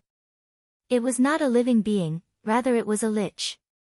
The lich's withered face did not have any expression and in fact it could not make any expressions. It was very difficult for a lich to have any emotions, he had even forgotten the feelings of joy, anger, sorrow, and joy. Even for a normal being, 2,000 years was enough to make them old and tired, not to mention a lich that did not have any sense of touch, smell, sight, or hearing, or any desires. He had long forgotten what it felt like to be a living being. From the moment he turned into a lich, he was destined to lose the instincts a living being should have. What he was doing now was just a method that was engraved in the depths of his soul, allowing him to avoid harm. He was like a machine that followed this order. As for success or failure, it did not matter to him at all. A lich that had lived for 2,000 years had already lost all traces of life, it was destined to only have one thought left. The lich's floating body coincided with the moon and an incomparably complicated incantation came from his mouth. The surrounding Towers of Death began to tremble and with a thunderous sound, the 100 Towers of Death released energy at the same time. It was like a volcano releasing death energy into the sky, finally forming a dark cloud that covered the sky. Sir, the energy in this relic is too powerful. It's practically inexhaustible. A necromancer priest said to the lich in a low voice, as long as we accumulate a certain amount and bombard Green City in one go, those stupid gnomes will instantly die. At that time, Green City will be your territory and no one will be able to contend with us. We can use this power to mass-produce undead, and we will definitely become the overlord of this area. That human will come. The lich opened its mouth to speak. More accurately, it did not open its mouth because the lich's human organs were no longer useful. Naturally, it could not use its vocal cords to communicate. The lich used its spirit energy to create vibrations in the air around it, creating an effect similar to speaking. This required a very high level of spirit energy control. Ordinary cultivators might not be able to master it even after studying for decades. But for the lich that had an infinite lifespan, problems that could be solved with time were not a problem. His voice did not sound like it came from a living creature. It was like the dry noise of machinery rubbing against each other. It was sharp, unpleasant, and lifeless. The necromancer priest said with disdain, "He's just a human, why do you care about him? Not to mention that we have obtained the power of the ruins, they will die if they charge in." The lich did not explain, but he was clear in his heart that this human was not simple. He had lived for over 2,000 years, so he still had this bit of judgment. Everyone set off and blocked the Green City army. In another 48 hours, the ceremony will be completed. I do not want to be interrupted. Yes. The lich was the absolute authority in the necromancer priest's mind, therefore no one would resist or question the lich's orders. At dawn, on the central plains of Green City, 100,000 soldiers had already gathered. The gnome Great Elder and Green City High Priest Clark, the demonic god priest Dolores, the Minotaur Arnold, the shaman priest Luz, and several local chiefs had all gathered. Because of the urgency of the situation, there were no more troops gathered. This world did not care about quantity, but quality. If the central forest of Chaos Army was dragged to southern Xia, the battle strength of 100,000 people was enough to destroy the southern Summer Imperial Region's army. We are already prepared. We asked the high priest to command. The atmosphere was very heavy. Everyone had already realized that the outcome of this battle was not just related to a single city, it would also affect several hundred miles of the forest, even affecting the lives and deaths of their clansmen. Chu Tian was an outsider after all, so he did not understand the terrain of the forest or the troops. Therefore, Clark had to command this battle. Clark looked left and right with knitted brows. Where's the acting city lord? Why isn't he here yet? He's here, he's here. As soon as his voice fell, Chu Tian brought 18 silent figures over. I found helpers and accidentally came late, I'm truly sorry. Everyone was a bit stunned. Wasn't this brat alone? Where did these 18 fellows come from? Although they had never seen these 18 people before, when they stood beside Chu Tian, there was a strong mountain-like pressure. The divine blood-eaten corpses had been tempered by the divine blood for a long time, so naturally they had been reborn. From the skin to the bones, from the flesh to the marrow, they had all been tempered. Not only did they have the defensive power of a peak defensive cultivation technique, they also had the indestructible property of a spiritual god. The divine blood-eaten corpses no longer had any weaknesses. Whether it was the normal elemental energies of water, fire, wind, or earth, or the lightning that undead monsters feared the most, the divine blood-eaten corpses had a strong resistance to them. Even if they were cut in half with a single attack or their heads were blown to pieces, these attacks that could be considered fatal to living beings or even undead creatures would find it hard to kill them. The undead aura on the divine blood-eaten corpses had been completely washed away. That trace of spiritual god's power was enough to intimidate normal living beings. This was not a difference in strength, but rather the pressure of a high-level life form on a low-level life form. It was like an elephant looking at an ant. Second true spirit layer. It was around the second true spirit layer. Clark's pupils slightly shrank. Even in Green City, it was very difficult to find 18 people in the second true spirit layer to be guards. Not to mention the fact that these 18 divine blood-eaten corpses were like 18 statues of gods. Even people with deep strength like Clark could not help but feel a sense of danger. These were not normal experts. Everyone, don't be surprised. These 18 fellows aren't people, they are just puppets I made when I was bored. Chu Tian had an uncaring expression. It was like the divine blood-eaten corpses were made from a bored person's urine and mud. The situation was urgent this time, so I brought them over. I think they'll be of a bit of help. The divine blood-eaten corpses were still eaten corpses in the end, they could not produce life. Therefore, eaten corpses, especially those refined into puppets, had no life force, no ability to think, and even their souls had been refined. Therefore, they could be transported in the space warehouse like goods. Alright, there's no time to lose, let's immediately set off. Clark did not have time to ask. We'll split into 4 groups and each group will have 10 small groups. We'll attack along the following routes. Clark began to closely arrange everything. 100,000 people was a very large number. This kind of large army could not be spread out in the forest at once, so they could only split into different groups to attack at the same time. When the sun rises, the undead will be weakened to a certain degree. We'll send these fellows back to the embrace of the Nether God. Alright. Kill. Kill. Everyone's morale was high. This battle was not only important to Green City, it was also very important to Chu Tian. Chu Tian was missing a chance for the entire city to acknowledge him. Let's go. At the break of dawn, the Green City army of 100,000 set off, splitting into several dozen small groups. They entered the forest as fast as they could, heading in the direction of the valley. These 100,000 people were natives of the Forest of Chaos, so they couldn't charge at each other in the forest like they did on the plains. However, when the army was split into countless small teams, they could move through the forest at high speeds, but they could maintain a high fighting state. Like this, even if there was a sudden change, they wouldn't be defeated like a mountain collapsing.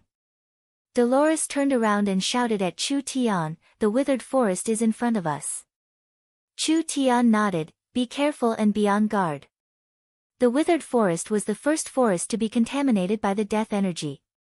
The entire forest was soaked in a thick death energy, and there were no signs of any living creatures. Hundreds of thousands of indigenous people had died here, and it had become a tourist spot for living creatures. The little fox called out a few times. "Pay attention, there are large amounts of undead in front of us." Almost at the same time, warnings came from all around them. Following this was a beast-like roar as countless gargoyles fell from the sky, charging at their prey like eagles. This is bad. It's the gargoyles. The undead religion's undead puppets were very hard to deal with, not to mention the gargoyles were carrying necromancers on their backs. When the gargoyles charged down, pitiful cries came from all directions in the forest. This sudden and fierce attack had clearly caught everyone off guard. After the first round of attacks, there were heavy footsteps coming from the ground. 5 abominations led over 10,000 corpse-eaters and countless zombies, densely covering the forest.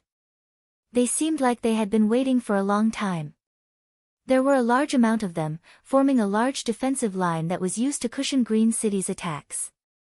Fuck! Arnold roared out, "Why are there so many undead? Kill them for me." You're tuning in to the Blissful Bookshelf YouTube channel. We're so grateful for your support, and don't forget to subscribe to join us on this incredible journey through captivating stories. Your generosity through donations truly makes a world of difference, as it's the primary source of revenue that allows me to expand and enhance this channel for you. Thank you from the bottom of my heart for being a part of this adventure.